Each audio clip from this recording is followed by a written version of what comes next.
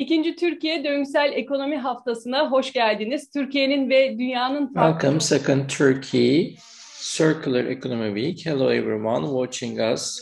We continue with simultaneous interpretation. You can set from the right bottom part. And during the week, we will be together between 14th to 18th of March, a total of 20 sessions. And other than the panels, we will have experts, both national and international. From Finland, we will have guests, and they will be sharing their good practices with us.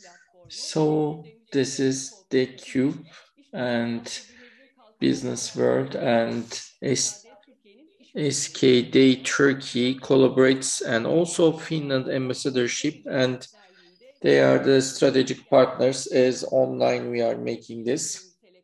Why it is green and circular economy? So at this point we all know that the climate crisis gives the red flags, and the sea levels are increasing, the temperature increases, cold also increases, so there is imbalance, and also the value of food and water is increasing, and also making the sources sustainable and creating difference, it is at our hands. So with our efforts in this journey all together for a sustainable future, at this point after the pandemic, the circular economy is much more important. Sustainable development and social benefit and business making methods, we have seen they should be in the center. The company culture and company evolution are in this way. With the sustainability approach, the main strategies should be integrated of the companies. In the current economic system, most of the time, from raw material to waste lineage, we see, unfortunately, today most important problem is at this point the sources are limited. Therefore, before coming to an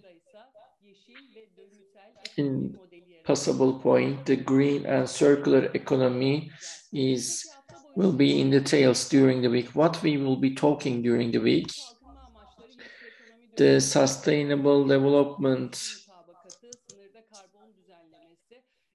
and carbon in the border, in green, circular economy, innovation and reflection of the technology, and where is the point of the technology, the just transformation and circular cities are our main topics. But you have also seen in our program much more topics in more details. We will be with you.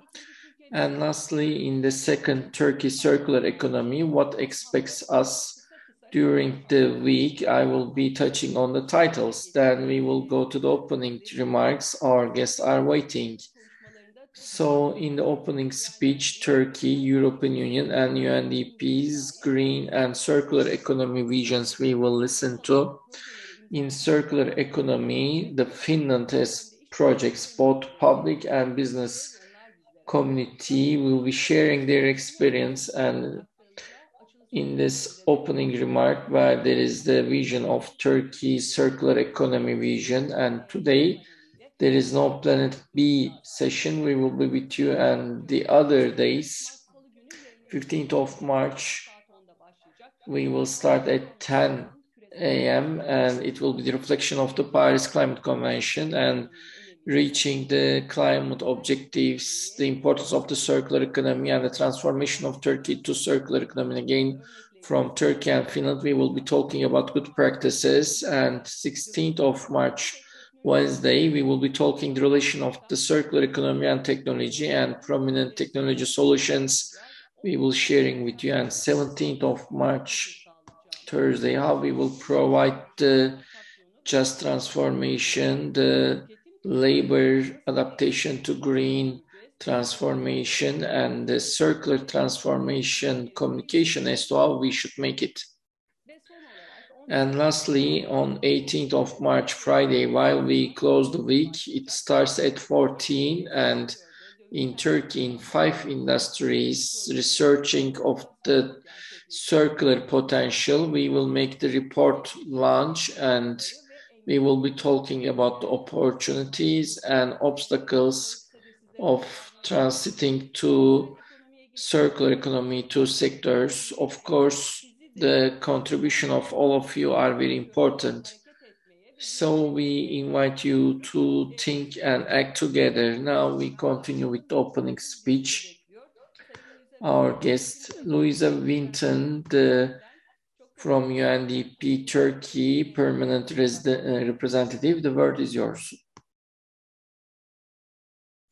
Thank you so much. Good morning, everyone. Good night. And it's really an honor on behalf of the United Nations Development Program to be opening this wonderful Circular Economy Week today, and to be in the very good company of our friend, the Ambassador of the European Union, Mr. Meyer Landrut, and Mr. Minister Mustafa Tushtu to join us for this opening session. And really to start by thanking our partners in the Business for Goals platform, the D-Cube Circular Economy Cooperative, the Business Council for Sustainable Development, and our good friends from Finland, who will be joining us with lots of good examples in the course of the week.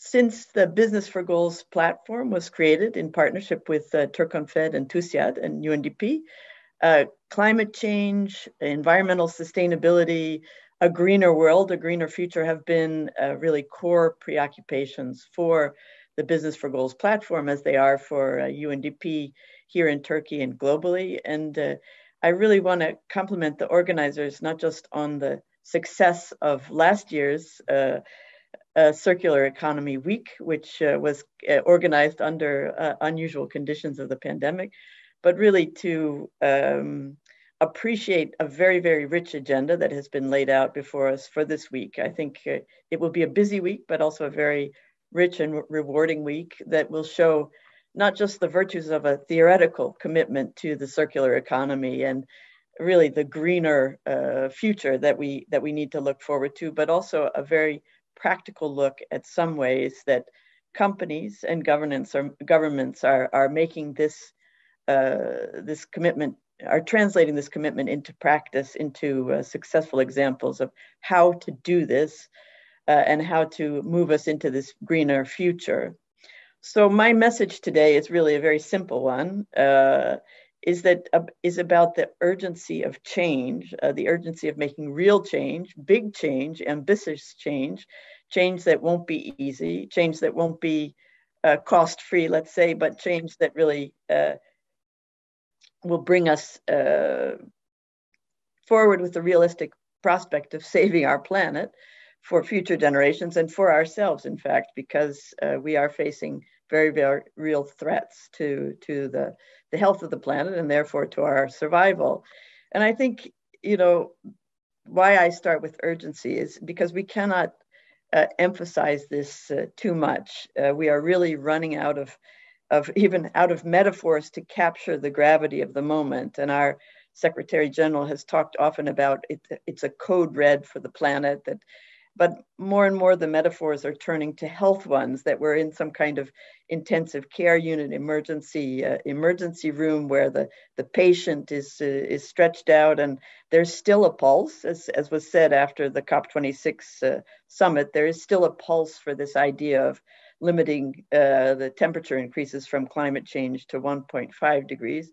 But really the pulse is very, very weak. And if we don't all work together, we will run out of options. And most recently, there's no shortage of evidence to drive us towards urgency. And we just saw the release of the most recent report from the Intergovernmental Panel on Climate Change at the end of February.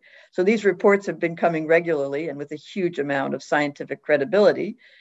But at the release of this latest one, our Secretary General's words were, what this report shows us is that delay is death. So really, we're getting very, very extreme in trying to capture the urgency of the situation and trying to convince governments and businesses that action is needed. And this latest report, I think, is interesting, is worth citing because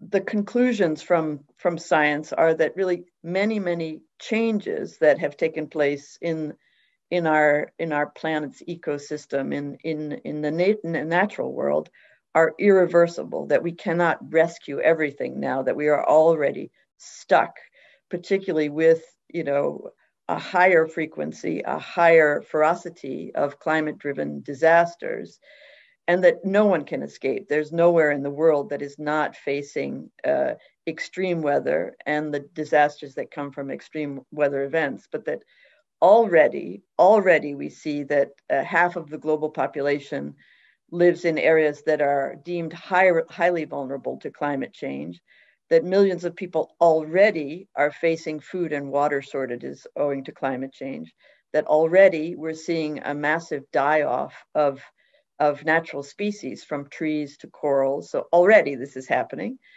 And already we see a very real threat to coastal areas around the globe, and particularly to small, low-lying islands that already, so this is not, not a future threat, but already are facing being submerged as glaciers melt and as sea levels rise. So already we see the impact of climate change, and already some of these changes are irreversible. So no matter how quickly we respond, no matter how radical the action we take, the climate has changed and we will have to live with it. And I think one of the priorities we also see is the importance not just of halting negative phenomena, but also taking steps to restore the natural world. So it's not just the case of halting the damage, but we need to take action to somehow fix the nature that we've destroyed. And one of the conclusions of this latest report of the consensus of scientists that has been underway for decades now, but the report just released last month, is that really our future depends on increasing areas that are conserved or protected areas, or where biodiversity is safe, needs to be up to 50%. So up to half of the world's surface area needs to be protected area. And that is a dramatic change, because now we have less than 15% of land, less than 20% of freshwater, and less than 8% of oceans can be considered protected. So that's a big shift we need to make. And in the socioeconomic sphere, we also face a big challenge, and this is something where UNDP has been sounding the alarm through its human development reports and its analytical work, is that we need to find an economic model that ends what we've seen over human history, which is a direct correlation between prosperity and the destruction of natural resources. So we need to somehow shift to a different model. And here I get to the circular economy, because circular economy is really the key to solving this puzzle of that we need to find a way to stop depleting our natural resources and reuse, remake, re-manufacture the ones that we've already extracted. So we know we need to do this, but first of all, we haven't yet summoned the ambition to do it, but we also need good examples of how to do it. We've seen also that in the policy sphere, we're not there yet with action. I think we have to be honest about the results of COP26 in Glasgow last year, that lots of good work was done, but the ambition was not sufficient on reducing carbon emissions to get to the reality we need.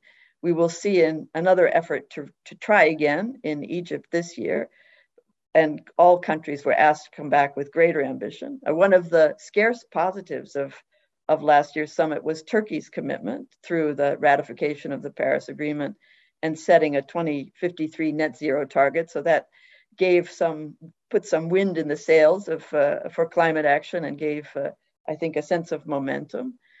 But even in Turkey, I think we see the need for a lot of work ahead on the government side to sort of flesh out that commitment with real action and with concerted action plans. And this is an area where UNDP is very honored to be supporting the refinement of the NDCs, the nationally defined contributions, and also a variety of strategies and action plans.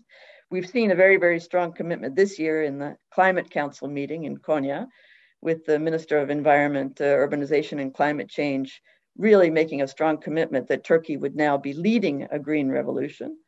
So that's very positive. But it's not just on the government to get things done. We need to see action also on the business side. And there, it's really good to see that Turkish business, Turkish industry is not waiting. It has been pushing already for change, and that we are very, very glad to see the ingenuity and creativity of the Turkish manufacturing sector, of the Turkish business sector at work in trying to solve this problem.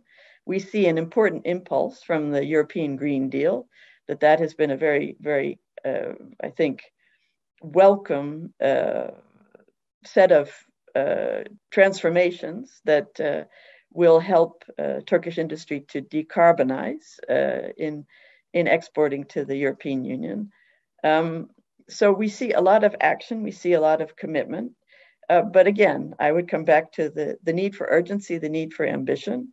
And what I think we can focus on here in the coming week is the need to find win-win solutions, that we need to see this shift to a circular economy, not simply as a cost or a burden or something that must be undertaken, whether it's to conform with the European Green Deal or the Turkey's commitments under the Paris Agreement, but that it is something that can be a driver of new jobs, of new opportunities, of new ways to achieve prosperity, but without depleting, again, our natural resources that have become so scarce.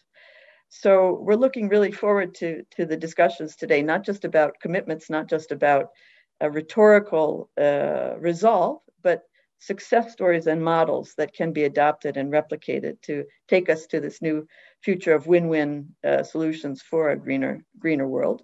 We're pleased to support this through our work in the Business for Goals platform and all the work we do here in Turkey and elsewhere. We welcome the commitment we see across different sectors, and we really do thank our partners for organizing this very, very fruitful week. Look forward to good discussions, good examples, and an ever stronger commitment to take action before it's too late.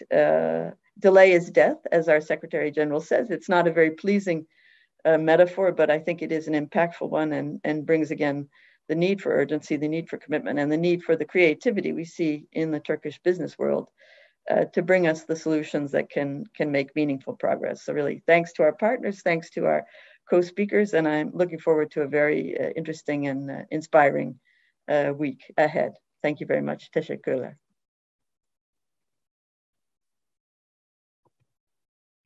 Biz de Sayın Lisa Winton'a çok teşekkür ediyoruz. Mukim temsilci We UNDP. also thank our permanent representative of UNDP. Thank you for seeing you once more. Thank you for your efforts. The circular economy is key. And the next speaker of the opening remark, Mr. Nikolaus Meyer-Landrut, Ambassador of EU-Turkey Delegation. Morning. Can you hear me? Is this working? Duyabiliyorum. Good. Evet. So, Yes. Yes, we hear you. Thank you very much. It's a pleasure to join you. Happy to be here on this panel for the opening remarks with the distinguished Deputy Minister and with you, Ms. Winton from UNDP. It's a pleasure to be here together. I was joining you last year in March for the first Circular Economy Week.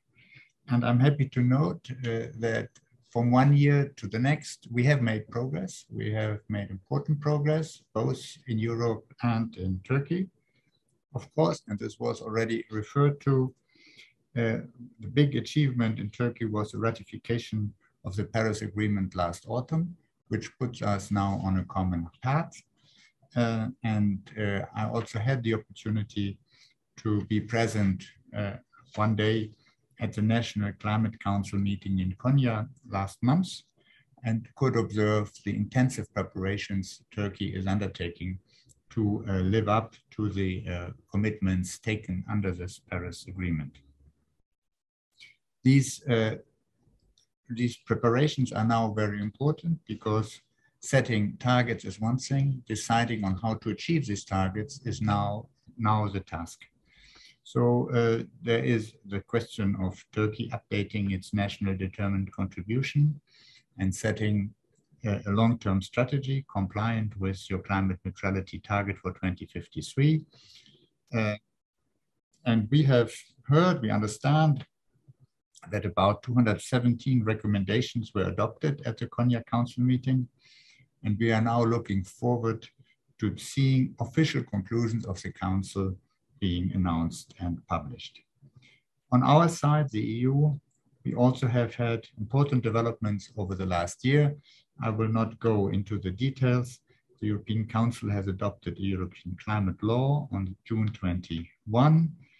This was important. Our targets are well known, reaching climate neutrality in 2015 and reducing net greenhouse gas emissions by at least 55% in 2030. And following this climate law, the Commission has released a legislative package, which we call Fit for 55. We always have very nice names. Fit for 55 in order to put the European climate law into action. And this was proposed in July 2021. It's a complex set of 13 legislative and interconnected legislative proposals, which encompasses a very wide range of sectors and policies. We also had, in September last year, the first Turkey-EU high-level climate dialogue between Vice President Timmermans of the Commission and the Minister of Environment and Urbanization, Mr. Kurum, in Brussels. And at this first meeting, President Timmermans and Mr. Kurum exchanged views on actions required in order to cut emissions down to net zero by mid-century. They also discussed carbon pricing policies as an area of common interest, considering the ongoing revisions also of the EU emission trading scheme. And we very much welcome the discussions here in this country about CO2 pricing policies in Turkey or forthcoming establishment of also a Turkish emission trading system. These talks will continue at the technical level, and there will be another meeting at the ministerial level, I hope, next month.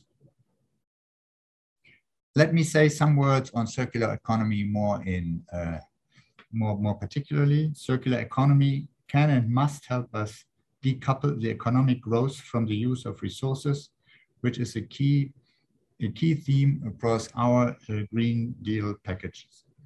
Applying circular economy principles across the EU economy has the potential to increase EU GDP by an additional 0.5% by 2030, creating around 700,000 new jobs.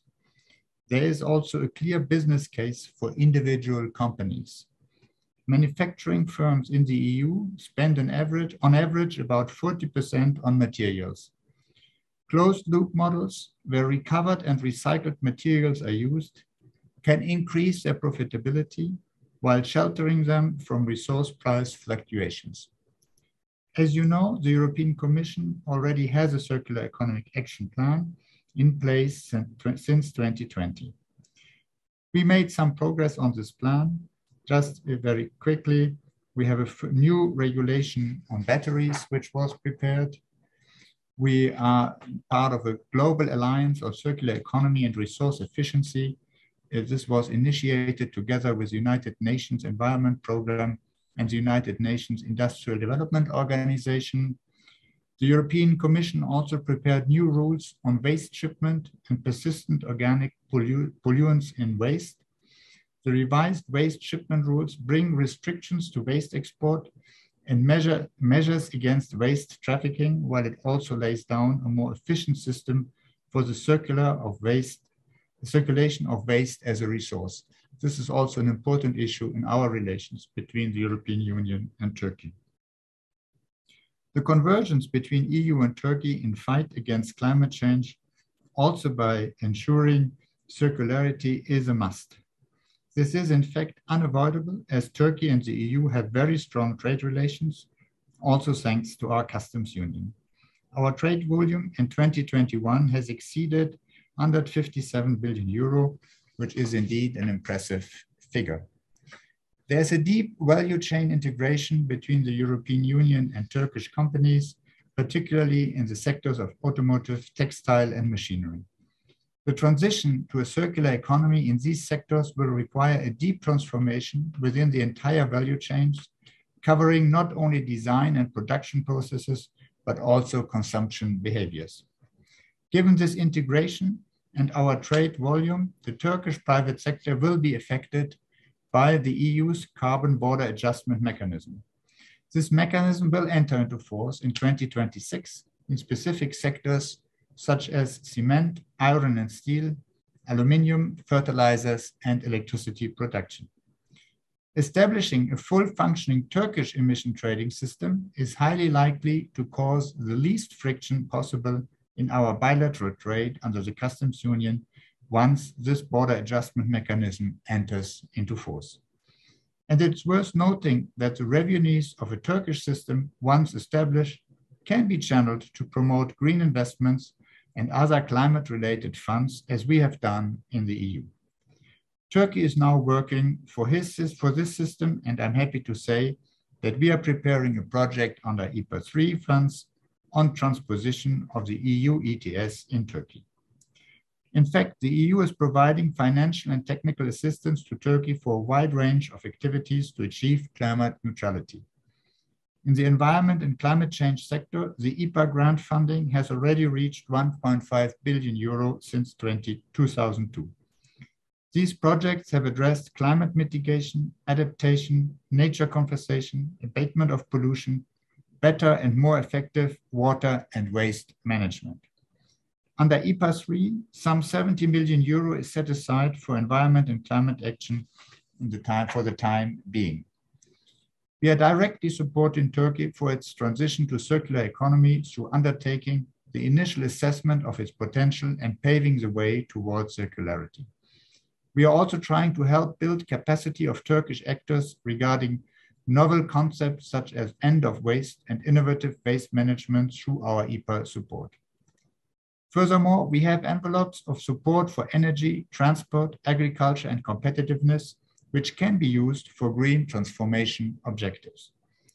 And as you well know, Turkey can also benefit from EU program Horizon Europe, which provides important R&D support to the private sector for the priorities of green transition. Here is a huge potential for cooperation. And there's a new pipeline of support which will work as a guarantee facility for private sector investments under the European Fund for Sustainable Development. The mechanism to be established for this purpose, Turkish investment platform, will be operational soon. The implementation of this pipeline will be made through international financial institutions. Let me conclude by saying that we have a gigantic task ahead of us globally on fight against global warming and on fighting climate change. This can be achieved only if we take individual and collective responsibility in our daily lives, in addition to actions of corporates, government, and international level. We cannot tackle the climate and biodiversity crisis without circular economy. We need to reduce primary resource use and invest in circular business models, as well as change the way we consume. These models will come with innovation and with new ideas. I see you have an intense program ahead at the Circular Economic Week, full of discussions on how to achieve this green transition in the Turkish economy. I wish you an inspiring week, and I want to thank the Business for Goals platform for involving us in this discussion. Thank you very much and all the best. Çok teşekkür ediyoruz kendisine. We thank you for distinguished contribution.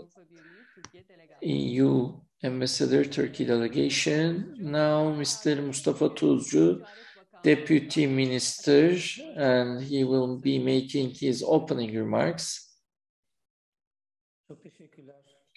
Thank you so much. Thank you very much.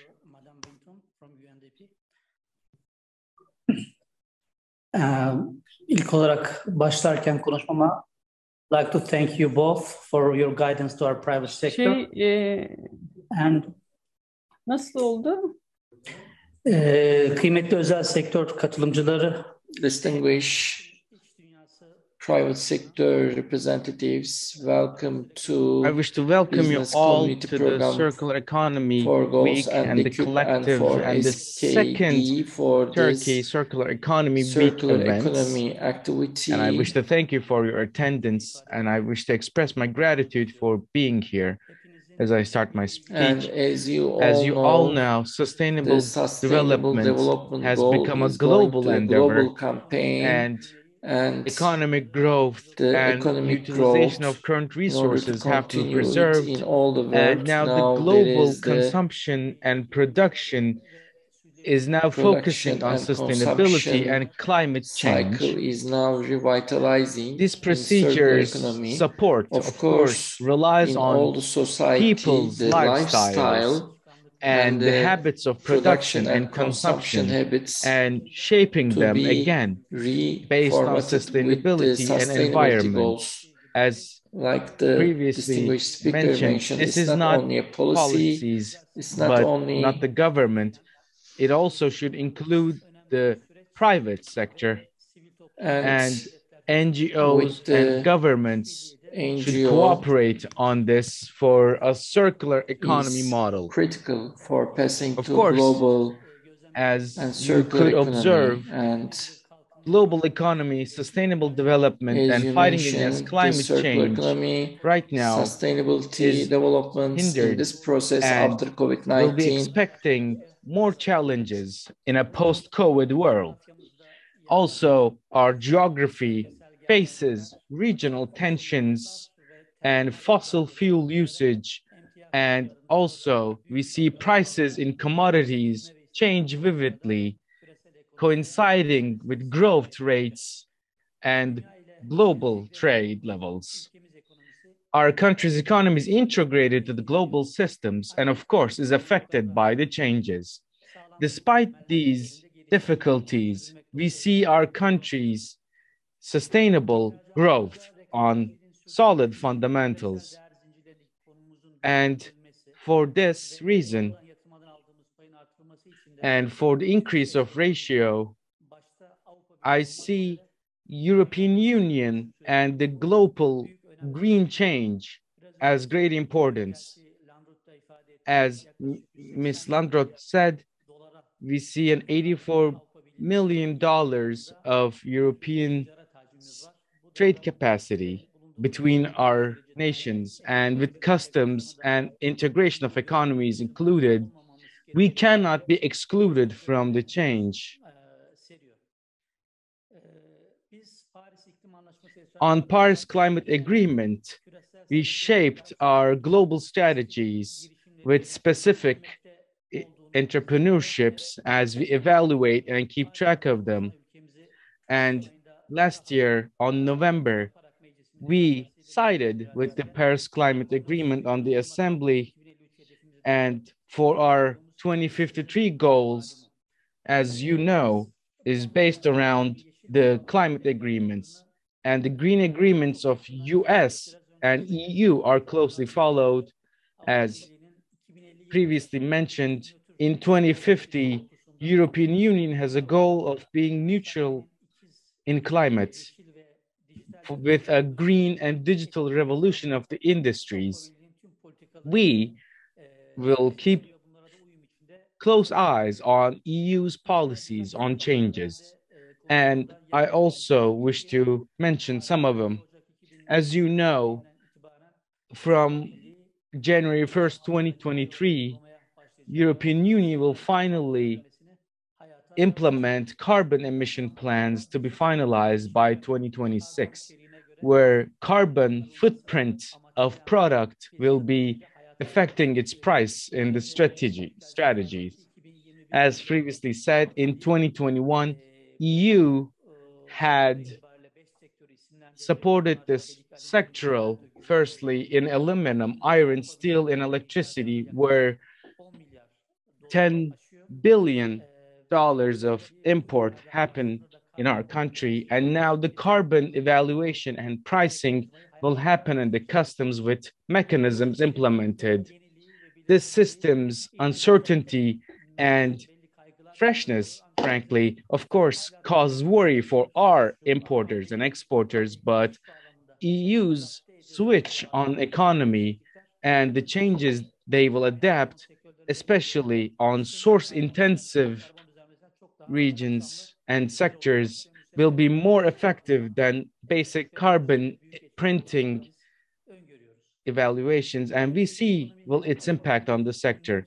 Of course, climate neutral and sustainable development fundamentals of the EU rely on carbons. As you know, global economy has seen hundreds and thousands of tons of resources, and 8.6 of it is circular and renewable. And ever since 1970s, we've seen triple on the usage of resources, and we predict that it will double by the end of this year. Of course, for a sustainable economy, the circular economy model switch is much needed in the light of these developments. Buy, use, and dispose model will be abandoned in favor of a recyclable and industrial symbiosis of minimum waste usage of products. On the other hand, today, on circular economy strategies, we see 39% of emission protective measures implemented, and circular economy and customs carbon emission adjustments, we see key roles being implemented. Of course, EU industrials competitiveness has been also a goal for EU circular economy model. In this framework, circular economy action plan includes, in recent times, the soon to develop EU sustainable product announcement with furniture, vehicles, and electricity-based products, aiming for a sustainability norm in products developed within EU. Again, in the same framework, another change in EU will be the digital product passport. With this passport, EU consumers will be directed to greener products and will be giving incentivized to prevent waste or incite people for recycle with an interactive following plan. EU also, with resources policies, they work on other fields, such as new plastic strategies. EU hopes that by 2030, all plastic within EU market will be recyclable and reusable in quality. Of course, in these procedures, our country's switch to circular economy has to be supported for the resources and sustainability of resources in our nation, for a sustainable economy model, and also to adapt to new rules set in global trade. It is of utmost importance in steps in textile, electronics, and household technologies. New standards have to be adapted to increase competitiveness in our exports, with legal procedures backing them up and supporting them. We, with EU, aside from our customs agreements, for the context of keeping competitiveness levels with the EU, our experience and our legal adjustments, we are determined to keep these assets with us in terms of support. And in all of these, the preparation of our nation and to have new changes, the climate side of things has been agreed upon, which Mr. Both Landrut and Ms. Winton has said so. And in this atmosphere where the climate change is the center of attention, with EU, we are determined to start the procedure to adapt and change in accordance with contribution of both public and private representatives. The Green Action Plan has been declared. A green convertible economy has been the headline of our action plan, and the action's goal is to have Turkey compatible with EU strategies, have an adjustable framework for a greener circular economy model. Within these goals, in terms of circular economy, aside from textile, construction, and other resource-intensive sectors, with colleagues, we conduct work. Within our country, aside from the work being conducted, we, as our ministry, we, along with other public contributors, work with EU in terms of green agreements. As Commission also stated, EU circular economy policies and sustainable products are the top priority. Our work has seen positive developments and hopefully will affect itself on the field. Our nation, with eco-design, energy tagging, sustainable product, and customs carbon adjustments and other topics discussed in the EU committees, we continue to do what is necessary. As the ambassador have also said, EU financial benefits for our nation is being discussed and planned, and they also have expressed, in addition to what they have said, Turkey within EU green change. Turkish investment platform has also greatly worked on this, which I briefly wish to talk about. Within the green framework of EU, international organizations and the credit with the EU guarantees for the investment, the resources have been poured into the incentivize of the investment platforms, and we as Turkey are determined to follow this through. The capacity for investment has not been set yet. However, we hope to see it used in green development in Turkey and open new doors with EU and trade. As I end my words, in the green revolution steps, we hope for a 2053 carbon neutral result of our nation and expect its contribution. Not just to do a green revolution, we also have a goal to be a leading nation in the green revolution.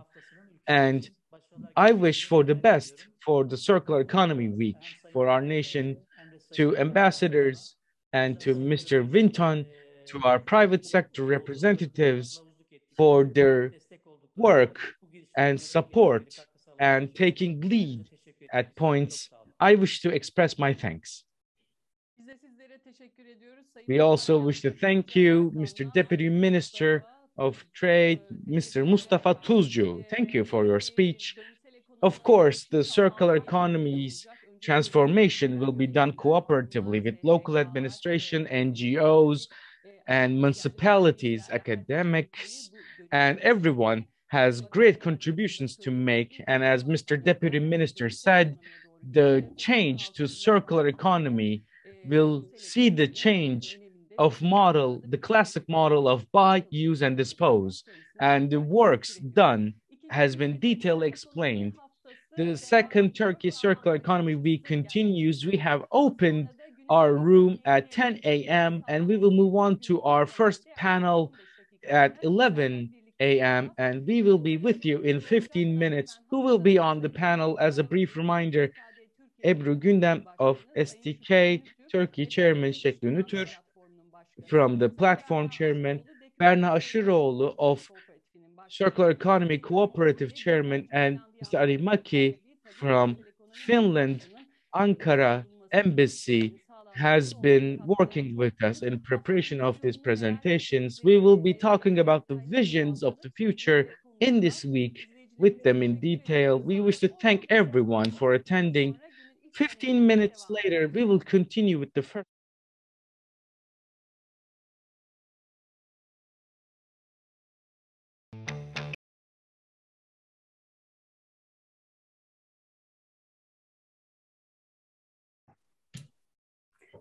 İkinci Türkiye Döngüsel Ekonomi Haftası devam ediyor. The second Turkey Circular Economy Week continues with panels, and our opening speech was done for the vision of the week. And as we've stated in the beginning, the comprehensive content has been presented to you by many sides with their great contributions. And D-Cube Cooperative and Work and Sustainable Development NGO, Turkey, Business Finland Strategic Partnership has been contributing to the online for the second Turkey Circular Economy Week. And the opening speech, our representatives have been in here. Mr. Ebru Düldan, welcome for your SDK Turkey, and Şükrü Ünlütürk for the business platform, Berna Aşıroğlu, chairman for the circular economy platform, and Ari Mekki, the Finland ambassador in Ankara, and welcome to the second for the economy week with your cooperation in the circular economy week. And we'll start with SDK Turkey chairman for the Sustainable Business Development Turkey chairman, and you look at Turkey's conversion and sustainability in the circular economy, and also for the Business Council of the Sustainable Development, you are the business partner on Turkey with 23 sectors cooperation. You are one of the leading representatives with 25,000 employment in your building. And for Circular Economy Week, how would you evaluate the ongoing procedures, and how can you contribute to the vision of the Circular Economy Week? Thank you. And of course, the Circular Economy Week for sustainability of our nation, we will be looking at the environmental, social, and economic impacts of our nation, and we will be discussing the vision of the aforementioned areas. And for this week, everyone that has contributed, we are really grateful to see you here with our colleagues for the business sector goals, and Mr. Şükrü Ünlütürk as the chairman here. For Circular Economy Cooperative chairman, Ms. Berna Aşıroğlu of DQ is also here.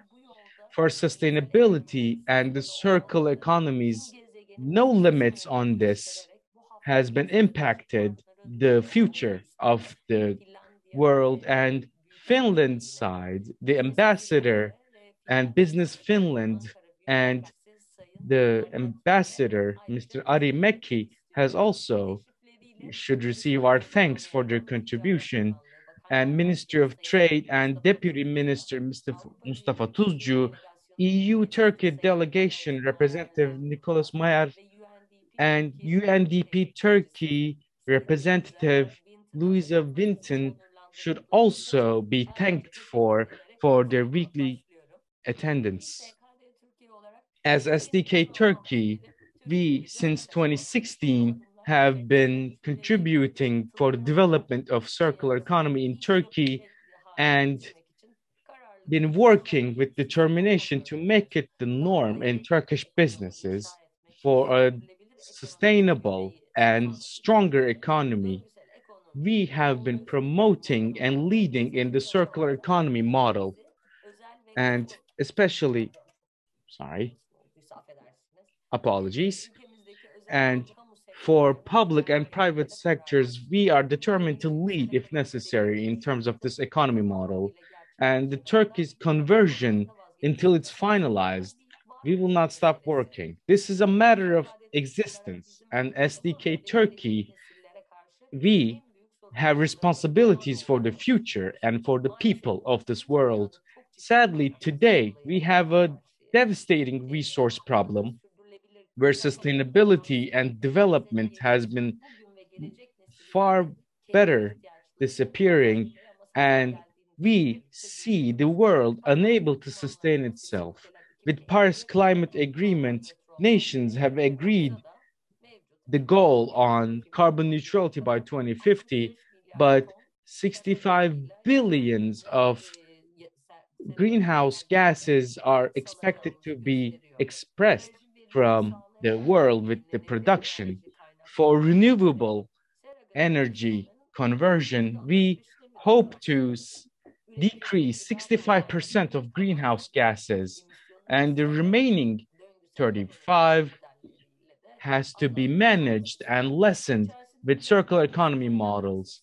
The resource problems we have And the resource hindering economy model, the circular economy model, with great opportunities aside, provides solutions.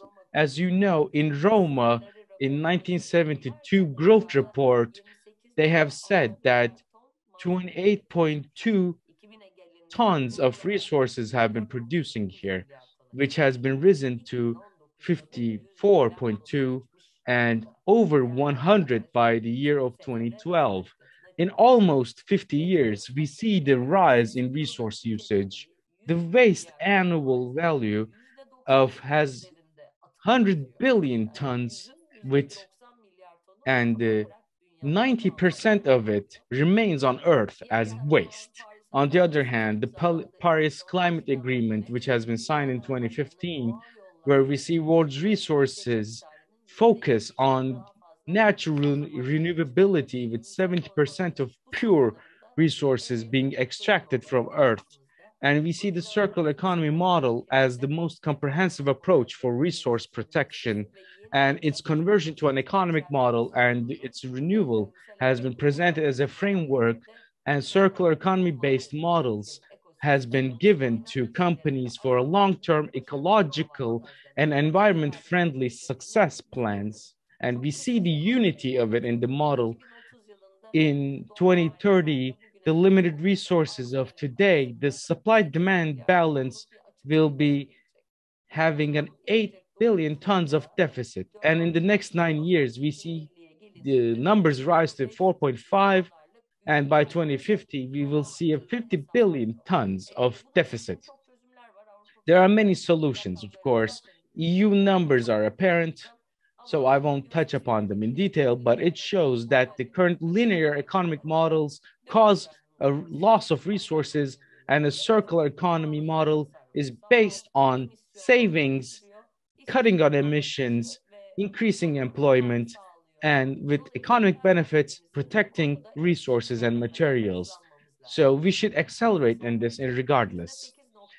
To have a 8.6 global circular rate is our current, and our goal is to see it to 10%. And Netherlands with 24.5% is one of the leading nations. And we, as Turkey, export to Europe by 41% in economy. So as a compatible country, to become a compatible country, we will see the benefits of the future, and our net zero emission goals by 2053 will be inevitable to go through the circular economy model. We guide and explain this to business sector. And ever since 2016, EBRD funding support has been given to Turkish materials market project, and following circular economy model works. And again, EU Development Bank's funding has been given for the Turkey Circular Economy Platform. And right now, on 24 different sectors with over 200 members, we work. And with the work done, we expect a 2 billion euros worth of 32 million tons of recycled resources. And for the Turkish economy and for the environment, this positive impact is something SDK Turkey is proud of, but do not settle for. And hopefully more and more will be recycled, and the numbers will increase in recycle. Cooperation, exchange of ideas, technical support, and innovative designs are all gathered under the same roof for the most effective platform in circular models in Turkey. Effective usage will benefit greatly to business world thanks to our efforts. And in this, in terms of plastic waste, circular economy perspective has been most important for Global Compact Turkey and TÜSİAD.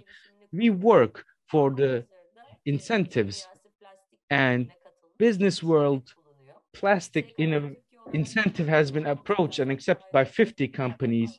And by utilizing SDK's resources, 34 companies by 2023 have promised that with IMPG2 that they will decrease plastic. In circular economy, one of the most important projects is to have a goal-based platform for businesses in cooperation ever since last year and continuing on with Turkey's Circular Economy Week. Later on, has to become a traditional thing, an annual thing, and with the best examples globally on different countries, on different sectors, we will study the circular economy models and, of course, explain them in detail. Technology, cooperation, employment aside, communication, culture, and art also impacts the circular economy models with a multifaceted and multi-aspected panels. In closure of this week, as SDK Turkey, French Development Agency, and KPMG cooperation will be done for Turkey's potential for circular economy with our report we will share with the public.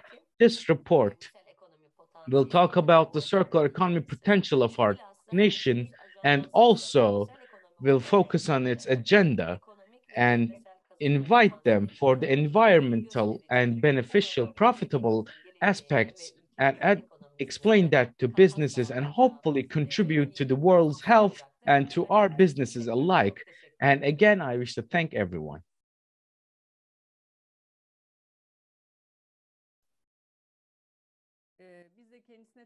And we also wish to thank you, SDK Turkey Chairman. In terms of sustainability and circular economy, it is our responsibility, as you've said, and we all work for the conversion. Şükrü Ünlütürk, Mr. Chairman, will talk about the platform in its entirety. Welcome. And you also have contributed greatly for this week's organization. We see that the world at this point relies on sustainability, and our panel focuses on this for the development of sustainability models. And once again, we wish to reiterate the importance of it. And you also work on this. And you, in the platform chairman of Goals for Business World, can you explain your work in this week? Thank you. And I wish to greet all of our attendees here, as well as everyone organizing. And on behalf of our platform, as Ms. Ebru said, to have a comprehensive second annual week for circular economy has been great. And hopefully this will become an annual thing, a traditional thing. And in the beginning of your question, you talked about the sustainability and its importance in today's world. That was a beautiful expression, I wish to say. And this now became a humanitarian responsibility. It's not something only a department in the business can talk about. Sustainability of quality life has been a topic, sure, but now the sustainability of the world has become our topic. And as Mr. Witton has said in the ICC report, they've also had published beforehand last year, this report has shown scientifically that global warmth is definitely man-made, and 1.3 degrees Celsius increase on temperature compared to pre-industrialism, and keeping this under 1.5 has to be a humanitarian effort. Otherwise, it would be irreversible change with results looming on the horizon, with net results. And they expressed their worry. And as an engineer, as a person of science myself, without a doubt, this fact has been presented in a report, and now it is not something to think about the future, but something to think about today. And we, in terms of this world, have to preserve it in a safe and equal manner for people and keep it sustainable and to live in a better world overall with our effort. Therefore, this topic on such crucial importance matters for all of us. So I wish to talk about my platform in relation to this briefly. Of course, our goal For sustainable development, we focus on businesses, how they operate, how they invest, and how they plan their future, and integrate sustainability into it.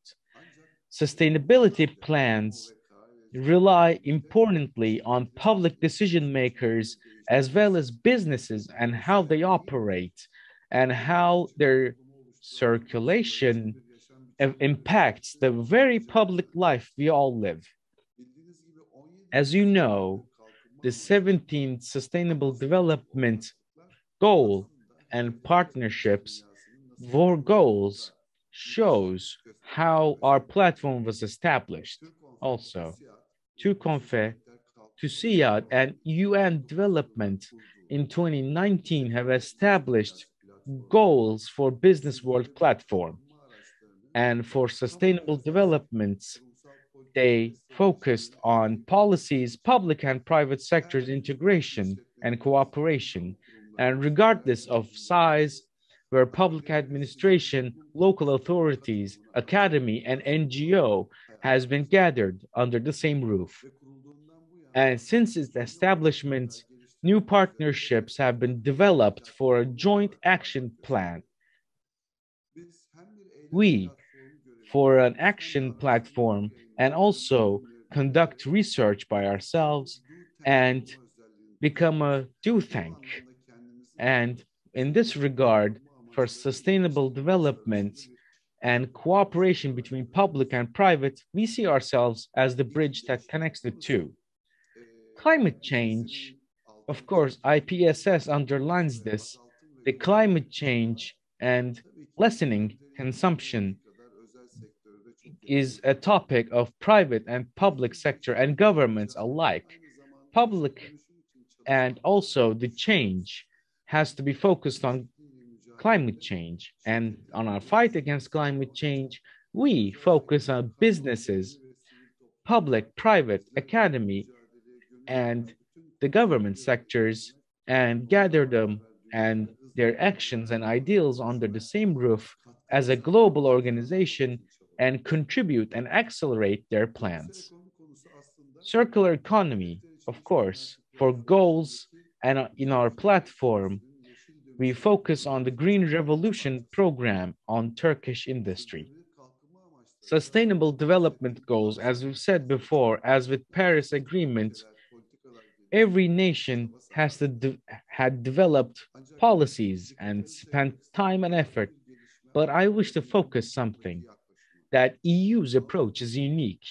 EU, compared to other nations, have done this more rapidly, and its fundamentals have also included the circular economy for a green revolution. With this Green Revolution plan announcement, EU has become a rule setter, a leader in this change. So to improve today and to secure future and to keep our economy integrated to the world economy, we have to play a part. So our Green Action Plan and revolution and the change, the conversion to green energy has to be involved. Turkey has approved Paris Climate Agreement to take part in this. And our job is to cooperate with private sectors and with our colleagues, support this change. In this framework, Turkish industrial green revolution and conversion focuses on sectors' new economic changes, and for their adaptation, we have to set dialogue platforms, set their needs, and offer guidance and work to satisfy the needs for the conversion. Our program focuses on two topics. One of them is to cooperate with international procedures and legal platforms for the mechanisms implementation in favor of the Turkish industrial. The other can be briefly summarized as working on the field with businesses and guide them and accelerate their green conversion to organize their carbon emission and offer them guidance for digitalization and green energy adaptation, especially on field with businesses. This year, we will start and accelerate work, and we have a pilot project with 300 companies for this year. This pilot project will be focusing on raising awareness in regards to carbon emission and the carbon footprints and their measurements.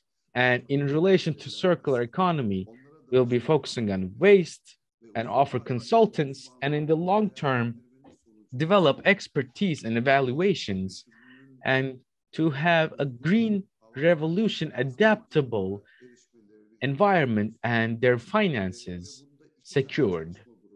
We have two work groups in this. One of them is carbon emission organization mechanism and the circular economy model group. NGOs, exporters, industrial chambers, and experts and unions of businesses are included for a comprehensive and objective-based platform to work with Turkish private sectors, especially for middle and large businesses, and convert them easily to green energy with our effort as an accelerator. Thank you very much for your valuable contribution and your great work, Mr. Şükrü Ünlütürk, the chairman of the platform. And we will move on to our new guest, the D-Cube chairman, Berna Aşıroğlu. Welcome. Welcome. Hello. And we all work for the same goal, and for the sustainable development's efficiency, you work under cooperatives in this regard, raising awareness, providing solutions, and also get involved in production. And how do you get involved in this system? Of course, there's a matter of circular economy model for sustainable development policies implementation in Turkey as well as globally. And you are a part of the cooperative. And within this week's team, what can you say? Thank you, Ms. Ilgaz. And I also wish to thank everyone and wish to welcome everyone for their attendance. Our valuable partners for this year are SDK Turkey and the Business Goal platform. And I'm really glad to be part in the second annual week. For their financial and technical aid, the Finland, Business Finland and the Finnish ambassadors are also here, which we also extend our thanks to. We are expecting a busy week with 5 days and 20 sessions. We will have over 100 guests, and most of them are based on Turkey, Finland, and study the global economy and the change. We are really excited to be here.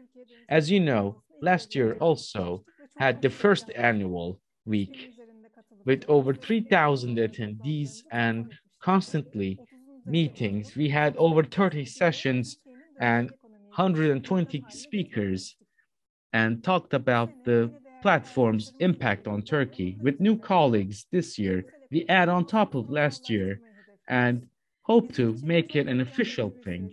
We are really excited to be part of this. This year, we will talk about the principles of the models of the sustainable economy models and focus on the technology and innovations part in this.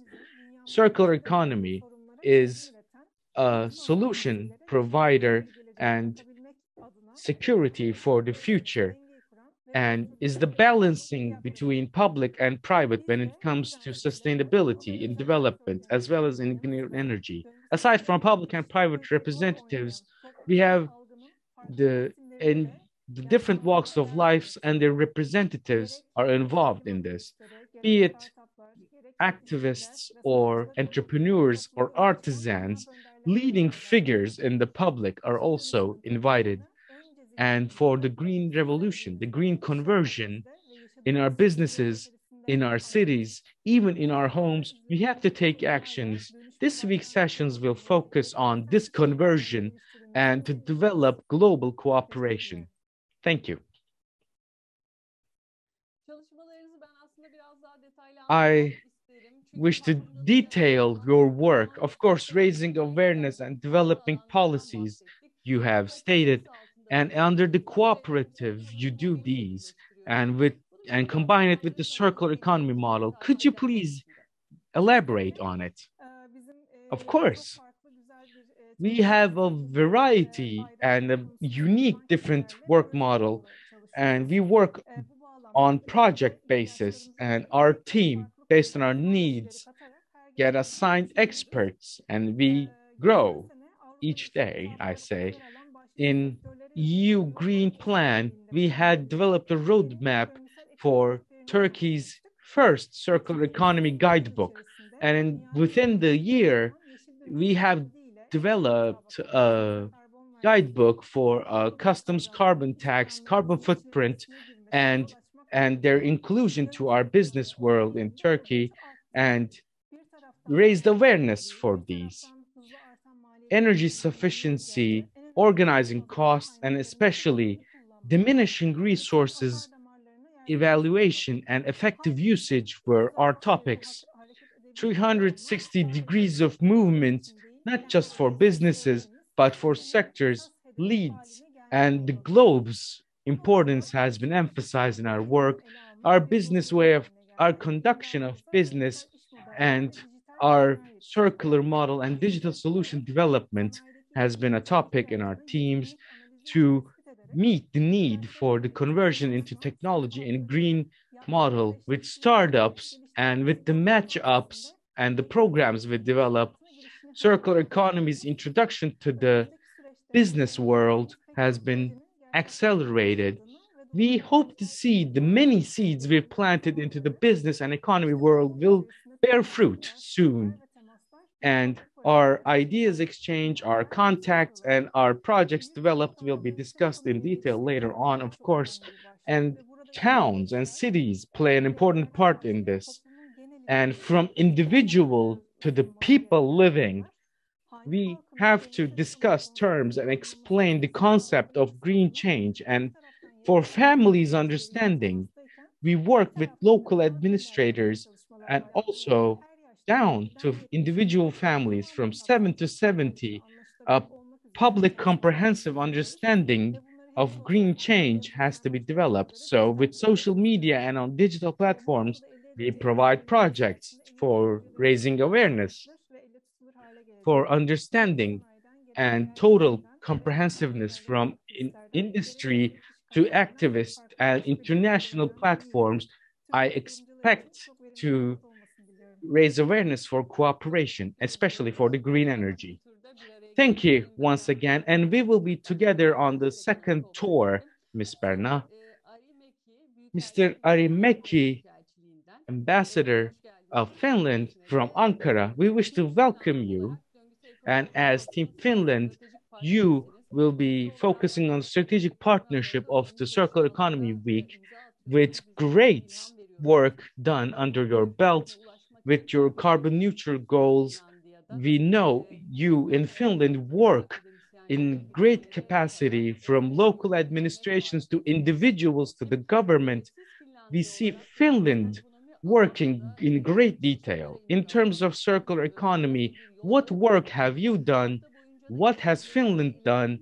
And throughout the week, we wish to say for our visitors, we will be working with the greatest on-site examples from Finland with managers and administrators alike. And I give the word to you. Thank you. Good morning to everyone from Helsinki. Actually, I'm not in Ankara today, but in Helsinki for 1 week, actually, and at my home here in Vuosaari, Helsinki. As a Team Finland Turkey, it's our honor and pleasure to be a strategic partner today for the Circular Economy Week, and we would like to thank Business Council for Sustainable Development, Turkey Business for Goals, and TQ Circular Economy Cooperative for the opportunity to work together on this very important topic. And I'm very glad to be here. Thank you. For the Circular Economy Week in Turkey, our main objective here is to share our experiences and the best practices about circular economy. And this is something that is very close to Finnish hearts. And And we have here a number of Finnish experts of circular economy experts and taking part to this week's program. But I will let our experts speak for themselves. But I would like to share with some few words about what sustainability means to Finland. And sustainability is more than a project. It's something what defines Finland as a country as well. So Finland has prepared a strategic program to promote a circular economy. The aim is to transform the economy into one that is based on the principles of circular economy by 2035. And with this program, the Finnish government wants to strengthen Finland's role as a leader of the circular economy.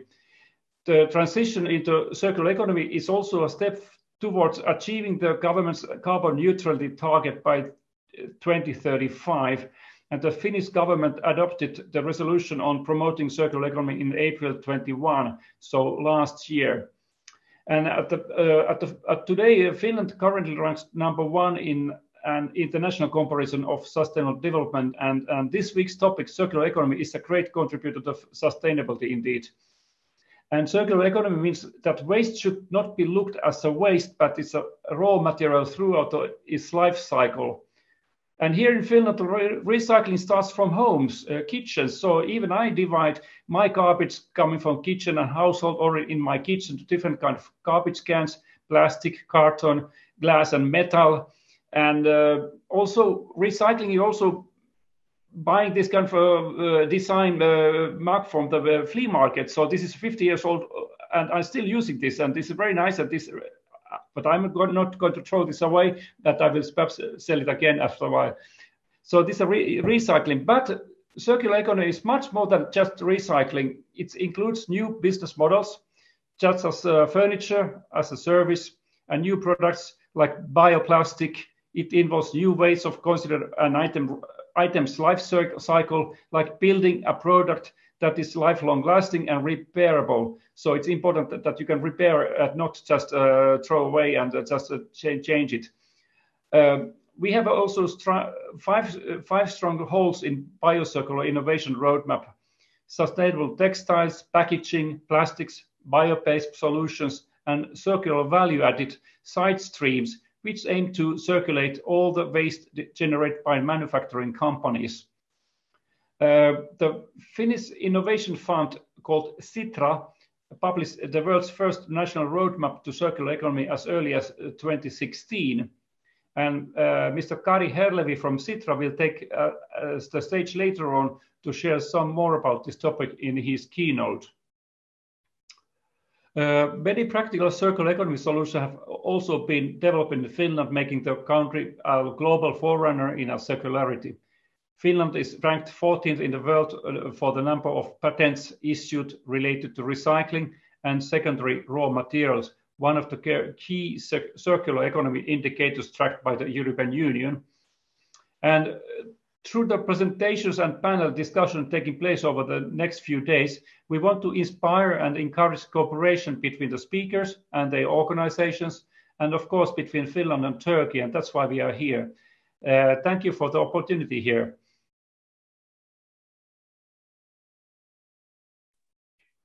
Biz de kendisine çok teşekkür We also wish to thank you for your opener, and you have been connected from Helsinki. And again, we will be together in the second round of talks. And for the sustainability and the circularity, you have said that even the households of Finland has been adapting into this. And you have even shown the cup that you got from the flea market, and mine's, of course, not plastic, but not as old as yours. Thank you very much for your attendance. And circular economy's most important future, of course, as you have also said before, is not born into. So in order to achieve it, you shouldn't just buy, use, and dispose, and recycle, and reuse, and use it as much as possible as a priority. Again, we will come back to you, and I wish to come back to Miss Edin. In this week, you have a wide range of presentations and headlines, and of course with sustainable development and to customs carbons. While all of these are ongoing, the financial infrastructure sustainability in business also matters, and the sustainable economy is a perspective which you have worked on for years. And how can the infrastructure be established in this regard? Thank you. And after listening to Mr. Ari, I am reminded of something. If only we could use the same things again and again and have a fashion, have an understanding where new isn't always the best. And with this, we could actually hinder consumption, and hopefully the world would also adapt quickly into it. Again, as you have all said, that the current model is dangerous for the environment, and the bill has to be paid by every single citizen. So a future promising model and economic models with limited resource usage has to be adapted. A circular economy model has to be adapted. And of course, it's a concept that should be prioritized, not just for our nation, but every nation on the world. And this is a new concept for every nation. The industrial change has to be accelerated with the best applications and a variety of applications for businesses and industries.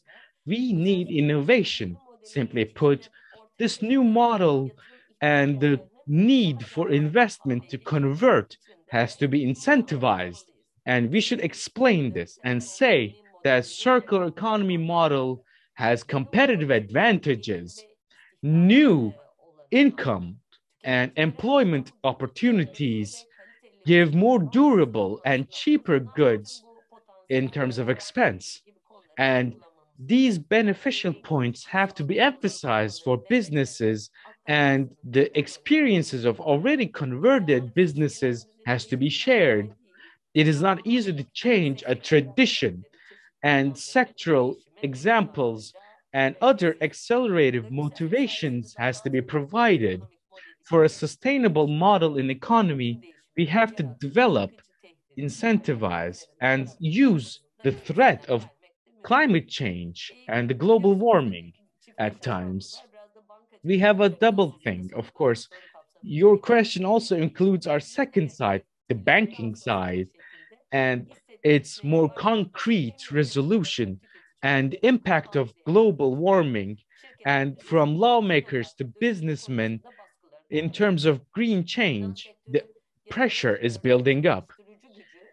Be the convertive power or the investment changes and decision makings, we have a leading position in this, since of course, banks are also involved in banking, and they finance 2/3 of these conversions. And in developing nations, we see the ratio rise to 90%.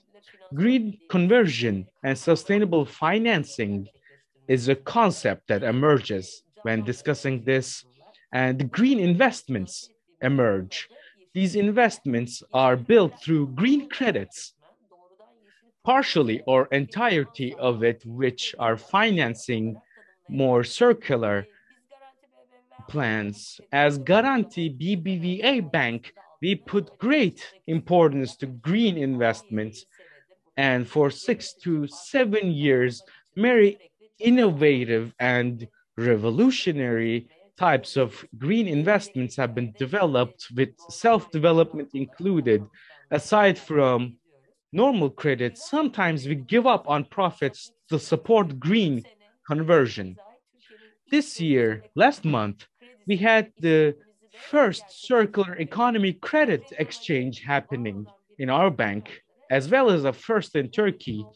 And within the economy, we have kept the resources in the sector as long as possible to lessen the carbon footprint of the invested company. The usage of aluminum has been invested into a leading high quality, a company I don't wish to name in Turkey, but we have given investment to them to reutilize aluminum, and aluminum production, which is an energy incentive sector. And in 18 million euros, we have given the credit as Garanti BBVA. We have also included other banks and companies and the production means of the company. The investment will be used in innovation in parallel with the EU Green Plan and Turkey's carbon neutrality ideology. The export aluminum has to be replaced with recycling of aluminum junk and recreation of natural resources as if, and of course in aluminum recycle in order to prevent quality of loss and to have a better output from recycling, the lessening of import and increase of recycled aluminum was the goal when giving the credit in circular economy resources for maximum beneficiency. We provide new opportunities to businesses and also play a crucial role in developing Turkey. So following these principles and having similar investments in parallel, we hope to lessen greenhouse emissions, not just nationally, but globally. For this company, we have given the credit, and first we had the opportunity of being the first circular economy based credit plan. And on the future investments and credit plans, I wish to talk about my bank. I am really glad to take the initiative as well as develop the future of credit giving. Our, as well as other banks' priorities will now rely on similar credits as with SDK Turkey as Garanti BBVA, with every service and credit and opportunities for investment for climate change. We wish to aid to lessen carbon emission of companies and help them in their green conversion. Thank you for giving me the word. Thank you for your effort and especially for this week's meaningful efforts. We wish you the best. And now Şükrü Ünlütürk will now continue for the sustainable developments with the 2030 goal. And you also have a comprehensive role in this. You have a precious role also. As the business world, at what point are we? And what road we have ahead of us? Thank you. Of course, we have much to do. And before this, we wish to evaluate where we are and what we are doing. And as Ms. Ebru has said, I wish to also include my opinion on it. Today, doing something and how to do something, we have a memorandum of understanding. But in terms of financing it, especially in context of carbon footprint, which is in direct correlation with global warming, we have a huge amount of money which has to be financed by whom and how. And while saying this, she has the right to say one of the most important parts of this, of course, relies on finances and banks. And I had not known this before, but within Circular Economy Plan, they had these wonderful credit plans. And I wish to appreciate their effort as an engineer, as an industrialist, because these are great examples which should be known more. But the key point, again, I wish to reiterate, relies on finance. So these are really valuable. Within Sustainable Development Goals, as we've said, our goal is 2030. But at this point, in 2020s, we need to focus more, and we see the sad result of not having much upkeep. We have 17 goals, of course, and we have 69 specific goals. And in accordance to these goals, we should discuss the performance of realizing goals. And we have 232 pointers for performance, SDK, not just as subjective goals, but with sub-goals and performance indicators. They have a comprehensive within goals. They provide a beautiful framework when you look at it from that side. And by 2030s, we have seen the idea emerge. More action will be needed, and there's no proper upkeep.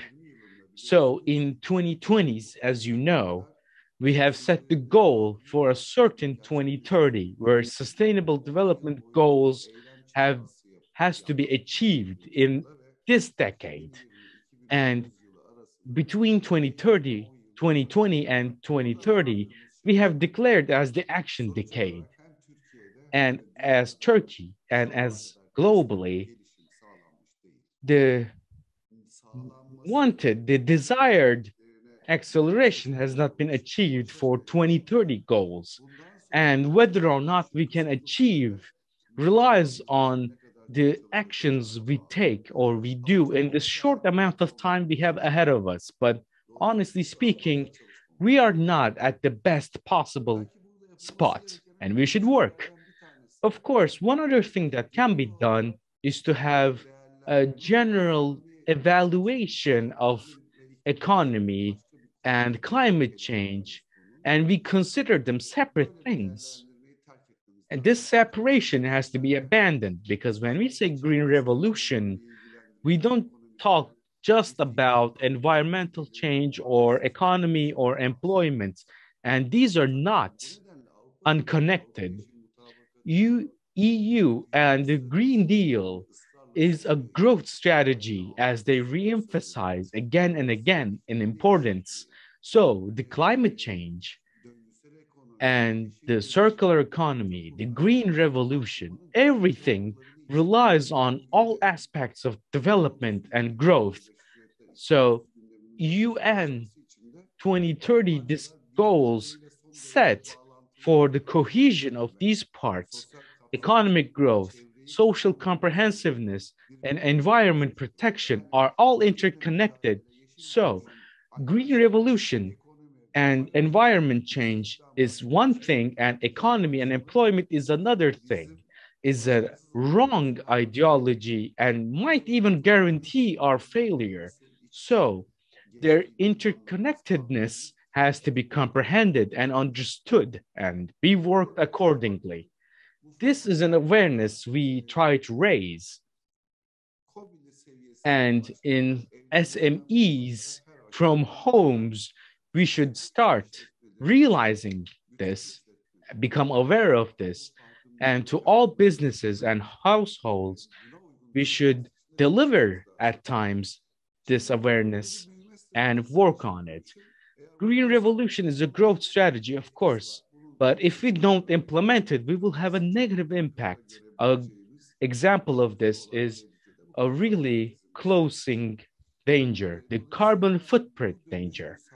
And if we fail to make this conversion happen in Turkey, we might lose our competitive power in the global economy or see much worse things. So it is not something we care just for the environment, but on the global competitive scale, it is something we should focus on imports and exports. Another thing I wish to touch upon is this, the action decade of private sector and their inclusion into the green conversion. And there are many organizations that work in this field with a dynamic plan and a systematic approach to matter. For the sustainability, continuation, and comprehensiveness is really important. We, as the platform, work with the green conversion of Turkish industrialists. As I've said before, the systematic approach, the comprehensiveness has to be adopted and continued in accordance. we can round this up if you wish. We have less 10 minutes.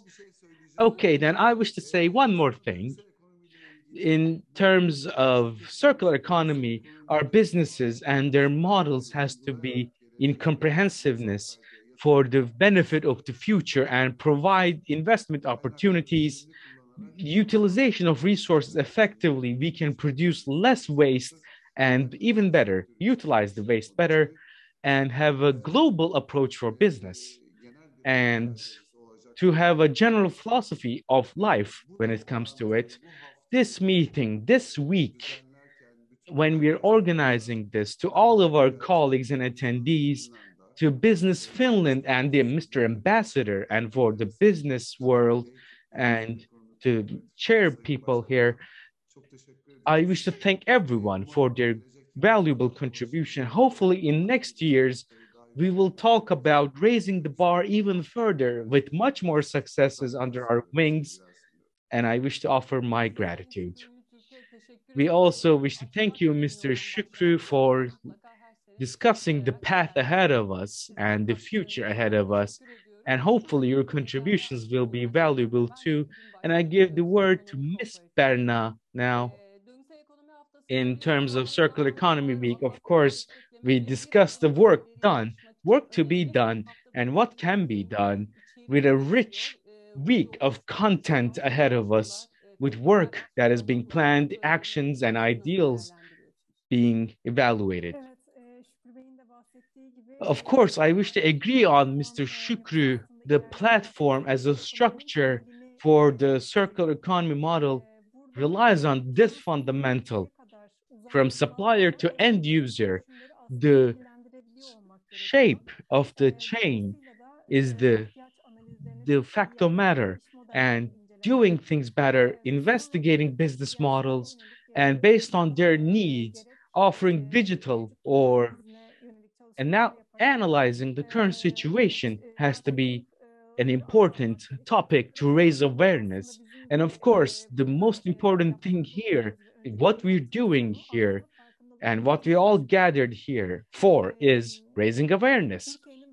And from east to west of Turkey on many different regions with development agencies, we cooperate with analysis and polls and project craft with many content created in line for this.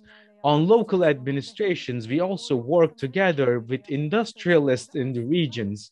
Also, we work for a comprehensive look in raising awareness. And this week is the perfect arena to do so, where everyone, based on their own needs, maybe with needs they were not even aware of, can express their voice for local, national, and internationally, receive opinions and solutions. Training is important for business world as well as everyone attending, and by being here based on needs, offering training and later having workshops will be most beneficial for everyone. To have a different aspect in this regard, to complete the circulation, we also provide contribution. Economy has no singular formula where sectors, regions, and countries, there's no single method that can be applied. So the first thing that should be done is to set our goals and needs properly, to, as Ms. Shukru and Ms. Ebru have said, to have financial resources set accordingly. And of course, banks have many opportunities to do so with resources to do with. And we should be aware of this also. Thank you very much, everyone attending, listening here, and we wish for the best for this week. We also wish to thank you for your work. And to Mr. Ari Mekki now, the ambassador of Finland, connecting from Helsinki, we also wish to thank you for example applications. What can be said, especially Finland in this regard is a leading nation in some region in Lahti Nokia areas, especially take the lead not just in the nation, but globally? What examples you can provide in terms of local and government levels? Thank you. Finland has a very long tradition in utilizing waste in energy production. For decades, the waste and side streams in the forest industry have been successfully utilized in energy generation. And during the last few years, energy conversion and recycling of waste has displaced totally landfilling as the main form of municipal waste disposal. So today in Finland, even 99% of municipal solid waste is recovered either as energy or material recycling. And in tomorrow's afternoon sessions, the experts from the cities of Lahti and Nokia will share what role cities and municipalities can play in leading the transition to circular economy. And also, I would like to share a few words about our role at the Embassy of Finland in Ankara in relation to circular economy. Together with the Business Finland office in Istanbul, our embassy is here to help boost business relations and collaboration between Finland and Turkey. And one idea, very important step in Turkey, I find is Turkey's recent ratification of the Paris Climate Agreement. It's really an important step towards climate action and sustainability, which also raises the importance of the circularity. Green transition and the EU Green Deal are practically part of each and every meeting agenda these days. So in line with these developments, Turkish manufacturing industries need to go green transition in wide scope of circular economy and green solutions. It is like decarbonization, sustainable manufacturing, industrial energy efficiency, raw material efficiency, water and wastewater management, etc. And as mentioned earlier, we are keen to share our experiences and learn more from each other, as well as co-taking a place with Turkish companies, NGOs, and in projects funded by international organizations. It's key to recognize that there is plenty of know-how, solutions, and technologies out of there already available. But we need to understand that whatever works in Finland might need a slightly different approach in Turkey and vice versa. It is through collaboration and working together that we can find the relevant solutions. And we hope this week's sessions will spark new ideas for circular economy cooperation between our countries and beyond. And I would like to conclude by saying that Team Finland Turkey, it is our honor and pleasure to be here as a strategic partner for the Circular Economy Week today. Thank you.